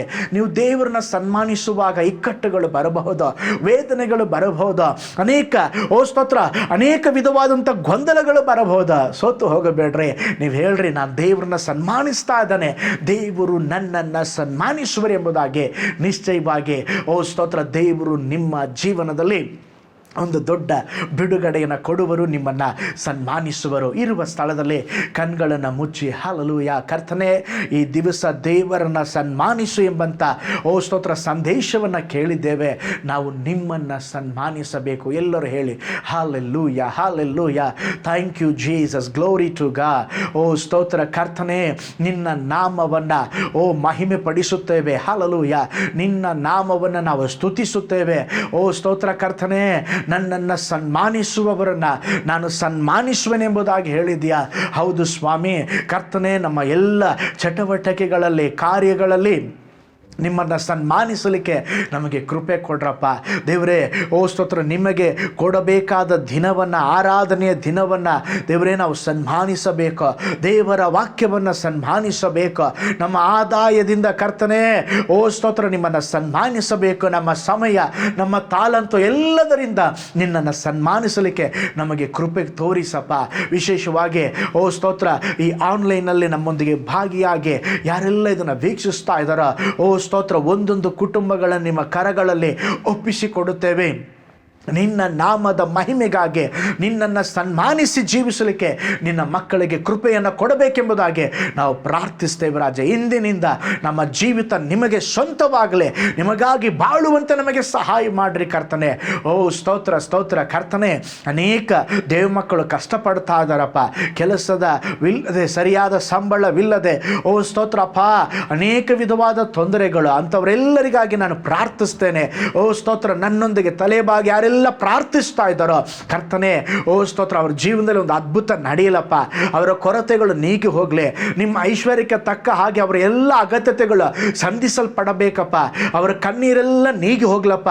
ಅವರ ದುಃಖ ಹೋಗಿ ಸಂತೋಷ ಬರಲಿ ಸ್ವಾಮಿ. ಯಾರಾದರೂ ವ್ಯಾಧಿಯಿಂದ ಇರೋದಾದರೆ ಏಸಪ್ಪ ಈ ಕ್ಷಣವೇ ಮುಟ್ರಿ ಅವ್ರಿಗೊಂದು ಬಿಡುಗಡೆ ಉಂಟಾಗಲಿ ಕರ್ತನೆ. ವಿಶೇಷವಾಗಿ ಮಕ್ಕಳಿಗಾಗಿ ಪ್ರಾರ್ಥಿಸ್ತೇವೆ ಕರ್ತನೆ. ಸ್ತೋತ್ರಪ್ಪ, ನೀನು ಮಕ್ಕಳನ್ನು ಆಳ್ವಿಕೆ ಮಾಡಿರಿ ಕರ್ತನೆ. ಅವರ ಭವಿಷ್ಯತ್ತನ್ನು ನೀವು ರೂಪಿಸಿ ನಡೆಸಿರಿ ಕರ್ತನೆ. ನಿಮಗೆ ಸ್ತೋತ್ರ ಸ್ತೋತ್ರ ಸ್ತೋತ್ರ. ಅದು ಮಾತ್ರವಲ್ಲ ಸ್ವಾಮಿ, ಈ ದಿವಸ ಕರ್ತನೆ ದೇವರೇ, ಈ ಕಾಮೆಂಟ್ ಬಾಕ್ಸಲ್ಲಿ ಯಾರೆಲ್ಲ ದೇವರೇ ಪ್ರಾರ್ಥನಾ ವಿಜ್ಞಾಪನೆಯನ್ನು ಸ್ತೋತ್ರ ಮಾಡ್ರಿ ಪಾಸ್ಟರ್ ಎಂಬುದಾಗಿ ಯಾವೆಲ್ಲ ವಿಜ್ಞಾಪನೆಯನ್ನು ಹಾಕಿದಾರೋ ಅಂತ ಎಲ್ಲ ಪ್ರಾರ್ಥನೆಗಳಿಗಾಗಿ ಪ್ರಾರ್ಥಿಸ್ತೇವೆ. ಒಂದೊಂದು ಪ್ರಾರ್ಥನೆಯನ್ನು ಎಲ್ಲವನ್ನ ಕಾಣುವ ಎಲ್ಲರೂ ಈ ದೇವರೇ ಯೇಸುವಿನ ನಾಮದಲ್ಲಿ ಅವರ ಜೀವನದಲ್ಲಿ ಅದ್ಭುತ ನಡೆಯಲಿ ಸ್ವಾಮಿ. ನಿನ್ನ ನಾಮದಲ್ಲಿ ಒಂದು ಬಿಡುಗಡೆ ಉಂಟಾಗಲಿ ಎಂಬುದಾಗಿ ಪ್ರಾರ್ಥಿಸ್ತೇವೆ. ನಿನ್ನ ಕರಗಳಲ್ಲಿ ಒಪ್ಪಿಸಿಕೊಡ್ತೇವೆ. ದೊಡ್ಡ ಕಾರ್ಯ ಮಾಡ್ರಿ. ಎಲ್ಲ ಮಹಿಮೆ ನಿಮಗೆ ಸಲ್ಲಿಸ್ತೇವೆ. ಸ್ತುತಿ ಘನ ಮಾನ ಮಹಿಮೆ ನಿಮಗೆ ಉಂಟಾಗಲಿ. ಯೇಸುವಿನ ಹೆಸರಿನಲ್ಲಿ ಪ್ರಾರ್ಥಿಸ್ತೇವೆ ನಮ್ಮ ಜೀವವುಳ್ಳ ತಂದೆಯೇ. ಎಲ್ಲರೂ ಒಟ್ಟಾಗಿ ಹೇಳೋಣ, amen amen. Praise the Lord. ಕರ್ತನು ನಿಮ್ಮೆಲ್ಲರನ್ನ ಧಾರಾಳವಾಗಿ ಆಶೀರ್ವಾದ ಮಾಡಲಿ. ನಿಮಗಾಗಿ, ನಿಮ್ಮ ಕುಟುಂಬಕ್ಕಾಗಿ ಪ್ರಾರ್ಥಿಸ್ತೇನೆ.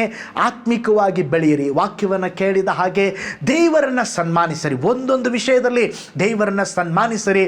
ದೇವರು ನಿಮ್ಮನ್ನು ಸನ್ಮಾನಿಸುವನು. ಕರ್ತನು ನಿಮ್ಮನ್ನು, ನಿಮ್ಮ ಕುಟುಂಬವನ್ನು ಧಾರಾಳವಾಗಿ ಆಶೀರ್ವದಿಸಲಿ. ಕರ್ತನಲ್ಲಿ ಪ್ರಿಯರೇ, ಈ ಸಂದೇಶ ಮತ್ತು ಪ್ರಾರ್ಥನೆ ನಿಮಗೆ ಆಶೀರ್ವಾದಕರವಾಗಿದ್ದರೆ, ದೇವರು ನಿಮ್ಮನ್ನು ಪ್ರೇರೇಪಿಸಿದರೆ, ನಂಬಿಕೆಯಿಂದ ಸಾಗುವ ಈ ಸೇವೆಗೆ ನಿಮ್ಮ ಅಮೂಲ್ಯವಾದ ಕಾಣಿಕೆಯನ್ನು ಬಿತ್ತಿರಿ. ಪ್ರೀತಿಯ ದೇವಜನರೇ, ವಾಯ್ಸ್ ಆಫ್ ಹೋಪ್ ಮಿನಿಸ್ಟ್ರಿಯ ವತಿಯಿಂದ ಕೋರಮಂಗಲದಲ್ಲಿ ಪ್ರತಿ ಭಾನುವಾರ ಬೆಳಿಗ್ಗೆ 9:30ಕ್ಕೆ ಕನ್ನಡ ಆರಾಧನೆ ನಡೆಯುತ್ತಿದೆ. ಆತ್ಮಭರಿತವಾದ ಆರಾಧನೆ, ಮನಮುಟ್ಟುವ ಸಾಕ್ಷಿ, ಬಲಪಡಿಸುವ ದೇವ ಸಂದೇಶ. ಬನ್ನಿ, ನಮ್ಮೊಂದಿಗೆ ಭಾಗಿಯಾಗಿ ಕರ್ತನನ್ನು ಆರಾಧಿಸಿರಿ.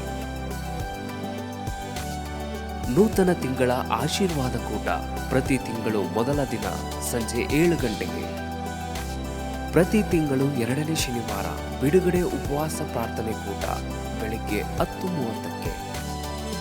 ನಿಮಗಾಗಿ ಪ್ರಾರ್ಥಿಸಬೇಕೆ? ನಿಮಗೆ ಯಾವುದಾದರೂ ಪ್ರಾರ್ಥನೆ ಮನವಿಗಳು ಇರುವುದಾದರೆ ಕೆಳಗಿನ ನಂಬರಿಗೆ ಕರೆ ಮಾಡಿ ಅಥವಾ ವಾಟ್ಸಪ್ ಮಾಡಿ. ಈ ಈ ಆತ್ಮಿಕ ಸಂದೇಶಗಳು ನಿಮಗೆ ಆಶೀರ್ವಾದಕರವಾಗಿದ್ದರೆ ಲೈಕ್ ಮಾಡಿರಿ. ಇಂಥ ಅದ್ಭುತ ಸಂದೇಶ ಪ್ರತಿದಿನ ನೋಡಲು ಬಯಸುವುದಾದರೆ ಸಬ್ಸ್ಕ್ರೈಬ್ ಮಾಡಿ ಹಾಗೂ ಇತರರೊಂದಿಗೆ ಶೇರ್ ಮಾಡಿರಿ. ಕರ್ತನು ನಿಮ್ಮನ್ನು ನಿಮ್ಮ ಕುಟುಂಬವನ್ನು ಆಶೀರ್ವದಿಸಲಿ.